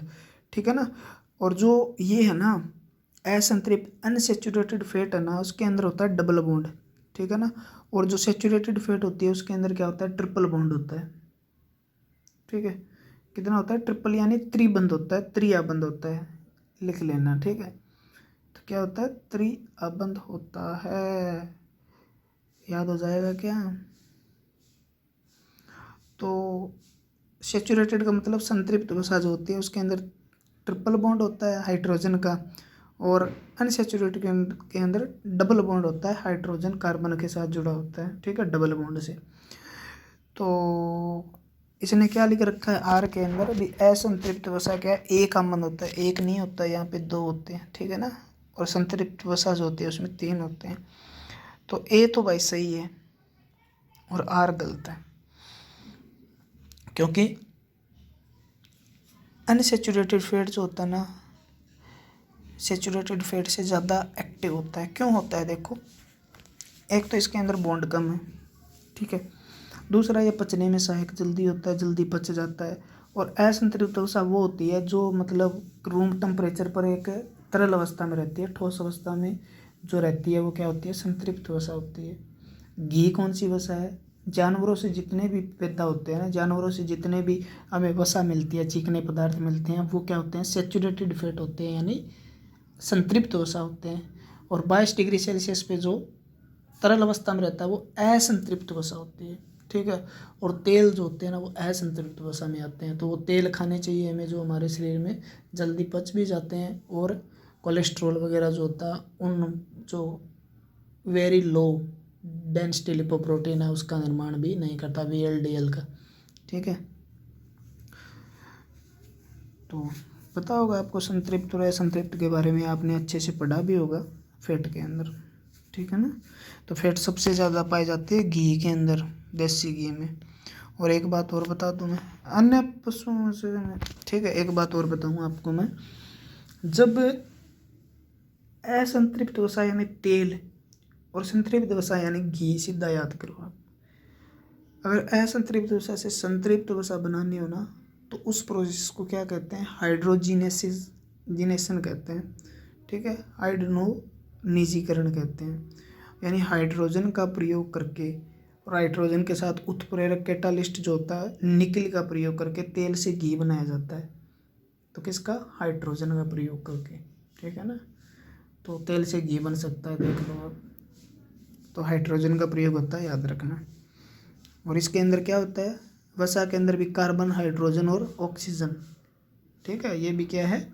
ऑर्गेनिक कंपाउंड है, ये कार्बनिक यौगिक है। अन्य पशुओं के मांस की तुलना में मछली का मांस उपयोग स्वास्थ्य के लिए अच्छा माना जाता है, क्योंकि मछली में होता है, क्या होता है मछली? बहु असंतृप्त वसा अम्ल, संतृप्त वसा अम्ल, अत्यावश्यक विटामिन, अधिक कार्बोहाइड्रेट और प्रोटीन। स्वास्थ्य के लिए अच्छा क्यों माना? कर मांस जो होता है ना, मांस में 15% फैट होता है, ठीक है ना। और मांस के अंदर जैसे बोलते हैं चर्बी, जैसे सुअर की चर्बी हो गई, किसी की भी चर्बी, वैसे चर्बी होती है। और वो फैट जो होता है ना, वो होता है सैचुरेटेड फैट। लेकिन मछली के अंदर, मछली से क्या निकलता है? तेल निकलता है, ठीक है ना। तो आप ये क्या कहोगे? मछली के तेल असंतृप्त वसा है। वो क्या है? असंतृप्त, क्योंकि वो तेल जमता नहीं है। वो तेल होता है ना, तो वो किस प्रकार के उसके अंदर फैटी एसिड पाए जाते हैं? तो उसके अंदर पाए जाते हैं पॉली अनसैचुरेटेड फैटी एसिड पाए जाते हैं। तो वो हमारे शरीर के लिए लाभदायक होते हैं, जो क्या करते हैं?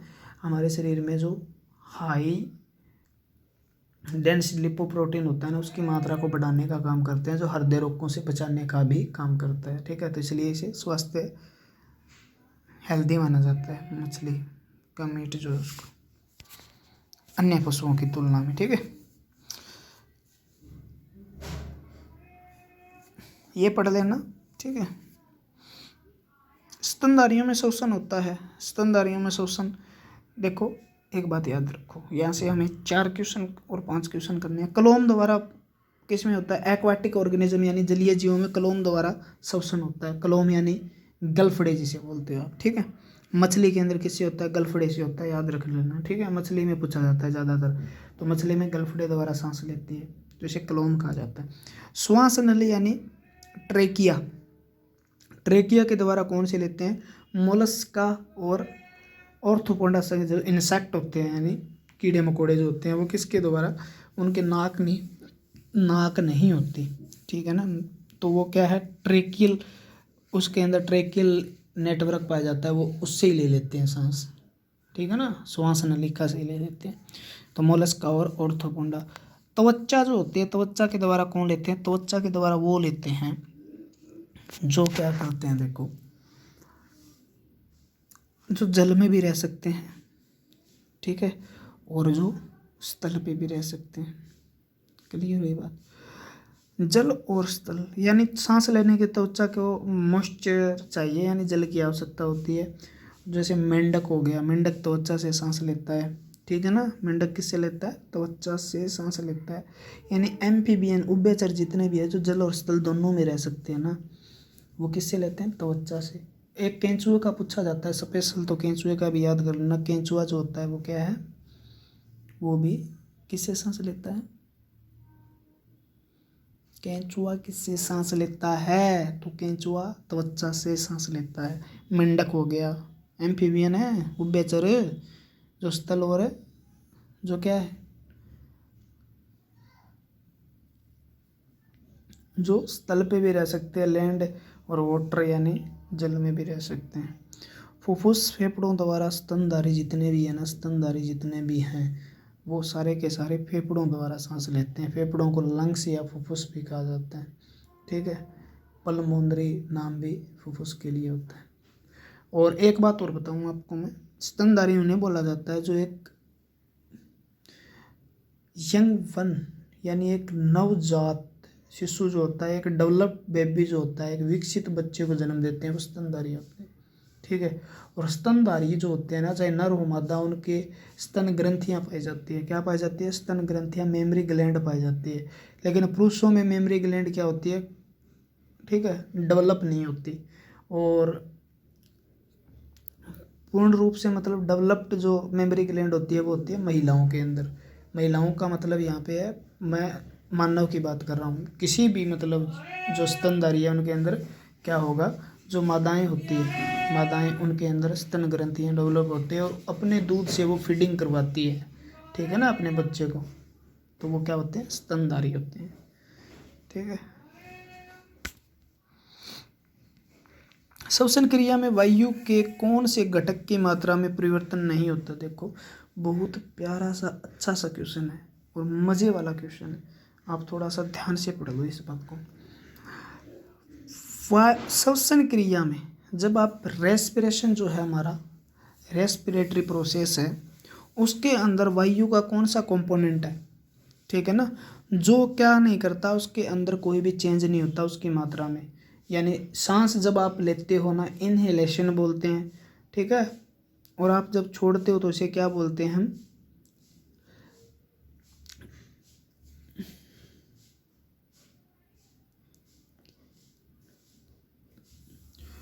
एक तो आप बोलते हो इनहेलेशन, ठीक है, एक्सहेलेशन, और एक आप बोलते हो एक्सपिरेशन, इंस्पायरेशन। ठीक है, इंस्पायरेशन और एक्सपायरेशन दोनों एक ही बात है। यानी आप सांस छोड़ते हो उसे बोलते हैं एक्सपायरेशन या एक्सहेलेशन। ठीक है, और जब आप सांस लेते हो तो उसे क्या बोलते हैं? अंतः श्वसन यानी अंत निःश्वसन, ऐसे से बोला जाता है। ठीक है ना, ब्रीदिंग की बात हो रही है यहाँ पे, ठीक है ना, सांस की बात हो रही है। तो जब आप सांस लेते हो तो कितनी वायु में किसकी मात्रा कितनी लेते हो, कौन से घटक कितने लेते हो? वायु में जो पाए जाते हैं वो सारे लेते हो। ये तो नहीं है नाक के अंदर कोई फिल्टर लगा हुआ है जो ऑक्सीजन लेगा बाकी को बाहर कर देगा, ऐसा तो नहीं है ना। आप वायु के अंदर पाए जाने वाले 78% नाइट्रोजन भी ले लेते हो, वो भी सांस के द्वारा साथ में जाए। 21% यानी 20.9% भी बोला जाता है इसे। ठीक है, क्योंकि ऑक्सीजन घटी है, कार्बन डाइऑक्साइड कुछ बढ़ भी गई है। और आप किसको 78% तो आपने क्या ली? नाइट्रोजन ली। 21% आपने ऑक्सीजन ली और 0.03% कार्बन डाइऑक्साइड पाई जाती है वायुमंडल के अंदर, तो वो आपने ली। ठीक है, और उसके बाद आपने 0.5 यानी आधा % आपने जल वाष्प वाटर वेपर लिए। ठीक है, तो ये चीज़ें आपने शरीर के अंदर ले गई। तो वापिस जब छोड़ोगे ना तो ऑक्सीजन कितने % छोड़ोगे आप? 16% ऑक्सीजन छोड़ोगे, 16 से 17%। और कार्बन डाइऑक्साइड छोड़ोगे 4%, यानी ली कितनी थी? 0.03% ली थी, यानी आधे से भी कितनी कम। ठीक है ना, और छोड़ रहे हो आप 4% सांस में। ऑक्सीजन कितनी ली थी? 21% ली थी आपने और छोड़ रहे हो 16%। जल वाष्प आपने लिया था 0.5% लिया था और आप छोड़ रहे हो लगभग 6%, यानी आप जल भी निकालते हो शरीर से सांस के द्वारा। ठीक है, ट्राई कर लेना कभी। तो किसकी मात्रा नहीं बदलती? तो जल वाष्प की मात्रा बदल रही है, क्योंकि आप लिया कितना? आपने लिया आपने 0.5% है और छोड़ दिया आपने 6%। ऑक्सीजन लिया आपने 21% वायुमंडल से और छोड़ा आपने 16%। कार्बन डाइऑक्साइड लिया आपने 0.03% और छोड़ा आपने 4%। ठीक है, तो ये इनकी मात्रा तो बदल रही है। लेकिन नाइट्रोजन की मात्रा, हीलियम वगैरह हो गया, आप जो ले लेते हो ना सांस, वायुमंडल में जो कितने भी कंपोनेंट पाए जाते हैं उनको सबको ले लेते हो, लेकिन छोड़ते उतना ही हो, तो इनकी मात्रा बदलती है। ऑक्सीजन जल वाष्प, कार्बन डाइऑक्साइड की मात्रा बदलती है। बाकी नाइट्रोजन 78% लेते हो और 78% ही छोड़ देते हो आप, ठीक है ना, याद रख लेना। तो इसका आंसर क्या होगा, परिवर्तन नहीं होता नाइट्रोजन में। सारे प्रूफ के साथ आंसर दे रहा हूँ, एक एक उसको समझा के कंसेप्ट क्लियर करवा के। मानव शरीर में ऑक्सीजन का अभिगमन होता है, किसके द्वारा, अभिगमन का मतलब है ट्रांसपोर्टेशन होता है, ठीक है ना, ऑक्सीजन का रक्त के द्वारा, फुफ्फुस के द्वारा, ऊतक के द्वारा, ठीक है। और अभिगमन यानी ट्रांसपोर्टेशन का सही जो है सीक्वेंस क्या है, तो आपका आंसर क्या होगा, करेक्ट सीक्वेंस क्या होगा, रक्त के द्वारा, नहीं, आप फेफड़ों के द्वारा ऑक्सीजन लेते हो सबसे पहले, किसके द्वारा, फेफड़ों के द्वारा, फेफड़ों से फिर किस में जाती है, ब्लड में जाती है, और ब्लड के द्वारा फिर किस में जाती है, टिश्यू में जाती है, ऊतक में जाती है। तो पहले नंबर पर क्या आएगा, फेफड़े आएंगे, दूसरे नंबर पर ब्लड आएगा, तीसरे नंबर पर ऊतक आएंगे, यानी 2 1 3 होगा, 2 2 1 3, सी ऑप्शन हो जाएगा, ठीक है ना, सी ऑप्शन हो जाएगा। जब रक्त में ऑक्सीजन की सांद्रता कमी आती है तो श्वास की गति बढ़ जाती है, याद रखना, ठीक है ना, ब्रीदिंग रेट जो होता है वो क्या हो जाता है, बढ़ जाता है जब हमारे शरीर में ऑक्सीजन की कमी आती है। कार्बन मोनोऑक्साइड विषाक्तता निम्नलिखित में से मुख्य प्रभावित करती है।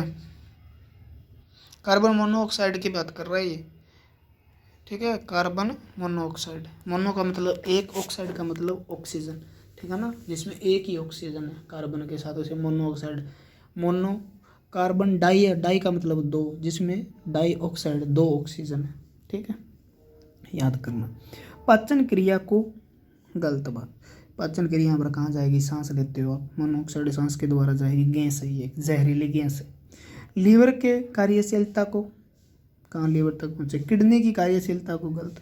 रक्त की ऑक्सीजन को वहन करने के लिए क्षमता को, ठीक है। देखो एक बात बता देता हूँ मैं, जब भी आपने सुना होगा भी हमें बंद कमरे में, बहुत रिपीटेड क्वेश्चन है, अंगीठी जलाकर नहीं सोना चाहिए, कारण क्या है, ठीक है, कारण ये होगा क्योंकि कमरे के अंदर जितनी ऑक्सीजन होगी ना, उतनी ऑक्सीजन तो क्या होगा, जब कोई भी पदार्थ जलेगा, कार्बनिक पदार्थ जलेगा, तो वो क्या करेगा, ऑक्सीजन की उसे ज़रूरत होगी जलने के लिए, ठीक है। जैसे ही वो ऑक्सीजन को लेगा और वो क्या कर देगा, कार्बन जलेगा, कुछ कार्बन और ऑक्सीजन के साथ मिलकर कार्बन डाइऑक्साइड, अगर पूर्ण रूप से जल रहा है ना कार्बनिक पदार्थ, वो कार्बन डाइऑक्साइड बनाएगा और कम से कम प्रदूषण करेगा। अगर ऑक्सीजन की कमी हो जाए तो ऑक्सीजन के 2 अणु तो कार्बन डाइऑक्साइड, लेकिन ऑक्सीजन की कमी होगी तो ऑक्सीजन का क्या बना, एक ही तो बचाना, ठीक है ना, तो एक एटम बचा, तो वो कार्बन एक, जितनी कमी होती जाएगी तो कार्बन का पूर्ण रूप से दहन नहीं होगा, और कार्बन का पूर्ण रूप से दहन नहीं होगा तो वो किसका करेगा, कार्बन मोनोऑक्साइड बनाना शुरू कर देगा, ठीक है ना।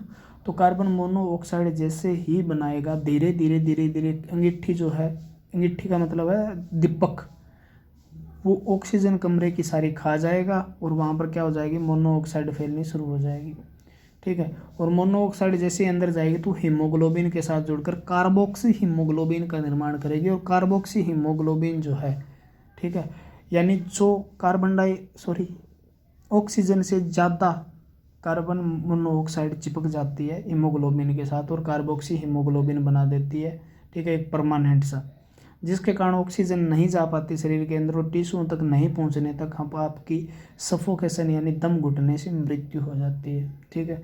तो ऑक्सीजन की कमी कर देता है हमारे शरीर में, कार्बन मोनोऑक्साइड हमारे शरीर में चला जाए तो याद क्या रखना, ऑक्सीजन के वहन करने की क्षमता को खत्म कर देता है रक्त में, ठीक है, तो डी हो जाएगा आपका, ठीक है। अगला क्वेश्चन है हमारा, तो आप देख लो पहले तो, आप साइंस गुरु बलवंत नाम से हमारा चैनल है, ठीक है, और जिसके अंदर जिस पर बहुत अच्छे अच्छे क्वेश्चन पढ़ाए जाते हैं जैसा आप पढ़ रहे हो, ठीक है। डिस्क्रिप्शन में लिंक दिया है टेलीग्राम का, वहाँ पर ये PDF मिल जाएगी आपको, ठीक है। उसके बाद आप व्हाट्सएप से भी जुड़ सकते हो, ग्रुप से भी, टेलीग्राम ग्रुप से भी जुड़ सकते हो। ठीक है, आपको अच्छा लगे तो आप इसे शेयर भी कर सकते हो, लाइक भी कर सकते हो, कमेंट भी कर सकते हो, डिसलाइक भी कर सकते हो, चैनल को सब्सक्राइब भी कर सकते हो। ठीक है ना, इतने ऑप्शन आपके पास। और मैं कर सकता हूँ मेहनत, और मेहनत करके वीडियो बना सकता हूँ आपके लिए। ठीक है, और मेहनत आपको पता भी चल रहा होगा जब आप क्वेश्चन कर रहे होंगे भी कितनी मेहनत की होगी, तो आपका भी एक फ़र्ज बनता है।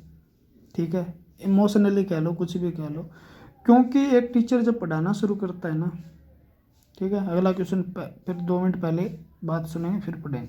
क्योंकि जो टीचर पढ़ाना शुरू करता है वो मेहनत करता है, लेकिन आप उसे ड्रामे करने पर मजबूर करते हो।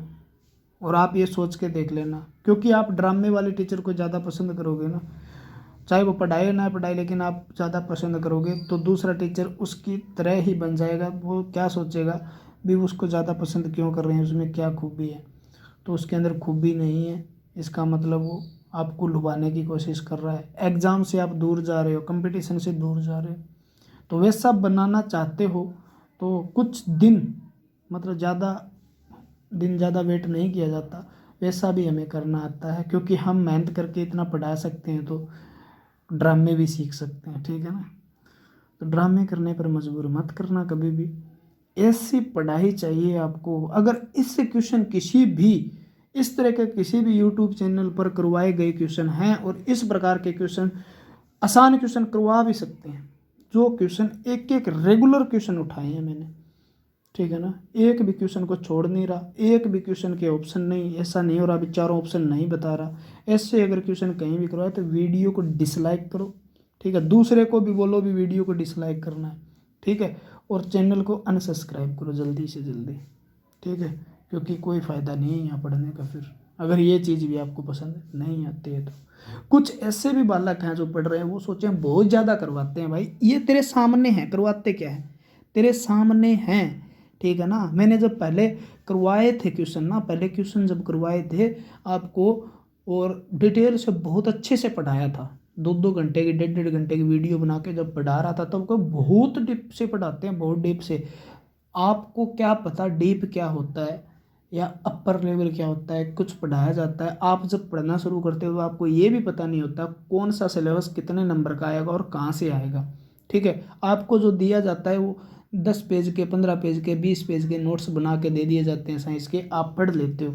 ठीक है ना, क्योंकि मैं टीचर रहा हूँ, मुझे पता है। नए नए को कुछ नहीं पता होता, धीरे धीरे उसे पता चलता है, 2 साल बाद 3 साल बाद जाके, तब उसकी आंखें खुलती है, और वो मास्टर पढ़ा रहा था ना, वो चीज़ आज 3 साल बाद हमें पढ़नी ही पड़ रही है। तो क्यों आप 3 साल धक्के खाओ, अभी पढ़ लो ना। 6-7 महीने में आपके सारे सिलेबस बढ़िया से कवर कर लो, अच्छे से टीचर पढ़ाते हैं, नौकरी लग जाओगे। ठीक है ना, तो क्यों आप बहकाव में आते हो। ठीक है, कपिल शर्मा का शो देख लो, मैं बहुत बार कहता हूँ, एंटरटेनमेंट के लिए बहुत यूट्यूब पे वीडियो पड़ी है, वो देख लो, मूवी देख लो, गाने सुन लो। ठीक है, आप स्टडी के साथ एंटरटेनमेंट क्यों जोड़ रहे हो। मुझे इस चीज़ की बहुत ज़्यादा मतलब दुख होता है, मुझे तकलीफ़ होती है जब एक टीचर 20 मिनट तो एक मतलब बातें करके निकाल देता है और 10 मिनट पढ़ाता है, और उस टीचर को लोग इतना ज़्यादा पसंद करते हैं, और 10 मिनट में 10 क्वेश्चन करवाता है। यहाँ पर कितने क्वेश्चन होते होंगे आपको पता भी होगा। ठीक है, कंपेयर करके देखो किसी की वीडियो से, तब पता चलेगा। ठीक है, और कंपेयर आप तो कर ही नहीं सकते। अगर आप नए स्टूडेंट हो ना, आपको 2 महीने या 4 महीने, 5-6 महीने हुए हैं, तो आप कंपेयर करने के आप में क्षमता ही नहीं है। कंपेयर वो कर सकता है जो काफ़ी टीचरों से पढ़ चुका है और 2-3 साल धक्के खाते हो गए, और वो यहाँ पर आया है ना पढ़ने के लिए। ठीक है, उसे जब पता चला होगा भी यहाँ पर क्या करवाया जा रहा है और आपके एग्ज़ाम में क्या आता है। क्योंकि आपको एग्ज़ाम के 100 क्वेश्चन होते हैं ना, वो भी याद नहीं रहते भी क्या आया था। ठीक है ना, तो ध्यान रहे, क्योंकि मैं जो भी सिलेबस करवाया है ना मैंने, या कोई भी अच्छा टीचर होगा, ठीक है ना, कोई भी अच्छा टीचर होगा और वो अगर सिलेबस करवाता है तो वो सिलेबस तब भी करवा पाता है। अगर मैंने यहाँ पे मैं ये कह दूँ ना, मैंने PhD कर रखी है बायो से, ठीक है, तो इसका मतलब ये नहीं है मुझे कम्पिटिटिव की बायो पढ़ानी आती है। कंपटीशन के अंदर क्या आता है क्या नहीं आता वो उसे ही पता होता है जिसने कंपटीशन के एग्ज़ाम क्रैक किए हैं या उसने बहुत उसमें स्ट्रगल किया है, पेपर दिए हैं, ठीक है, गवर्नमेंट जॉब की तैयारी की है, उसमें क्या आता है क्या नहीं आता, उसने बुक्स वगैरह पढ़ी है, प्रीवियस ईयर के क्वेश्चन पढ़े हैं, तो वो करवा सकता है कहाँ से क्वेश्चन आता है कहाँ से नहीं आता, कौन सा पोर्शन उठाया जाता है कौन सा छोड़ दिया जाता है। ठीक है, तो ध्यान रहे इस बात का, दिमाग में धारण कर लो। और आपको एक बेशरम होना ही पड़ेगा, पढ़ना पड़ेगा, मैं बार बार कहता हूँ पढ़ना पड़ेगा। आप कभी भी पढ़ लेना, ये क्वेश्चन भी पढ़ने पड़ेंगे आपको। और बायोलॉजी, चाहे बायोलॉजी नहीं, पूरे सब्जेक्ट आपको अच्छे से ही पढ़ने होंगे सिलेक्शन लेने के लिए, क्योंकि कंपटीशन इस दायरे तक पहुँच चुका है, एक एक क्वेश्चन भी इम्पोर्टेंट हो गया है। ठीक है ना, कुछ तो यूट्यूब वालों ने बना दिया कंपटीशन। ठीक है, और कुछ 2-3 साल से जो तैयारी कर रहे हैं ना बच्चे, वो तो अभी गए तो नहीं है ना, नौकरी लगने से पहले 3 साल चाहे वो 5 साल लग जाए वो हटेंगे नहीं, क्योंकि अब तो उन्हें पढ़ने में मज़ा आना शुरू हुआ है, क्योंकि कंपटीशन इतना ज़बरदस्त हो गया है। कुछ भी चीज़ का डाउट होता था ना पहले, डाउट को मतलब कॉपी में लिख के घूमते रहते थे बच्चे, डाउट क्लियर नहीं हो पाता था, और आज डाउट 1 मिनट में दूर हो जाता है। 1 मिनट में डाउट आता नहीं, उससे पहले तो कई स्टूडेंट तो ऐसे भी हैं कॉल करके पूछ लेते हैं सर ये डाउट है। अरे भाई मुझे काम होते हैं, कॉल वॉल मत किया करो। ठीक है ना, किसी भी टीचर को काम होते हैं, कोई भी टीचर, मैं नहीं कोई भी टीचर फ्री नहीं होता।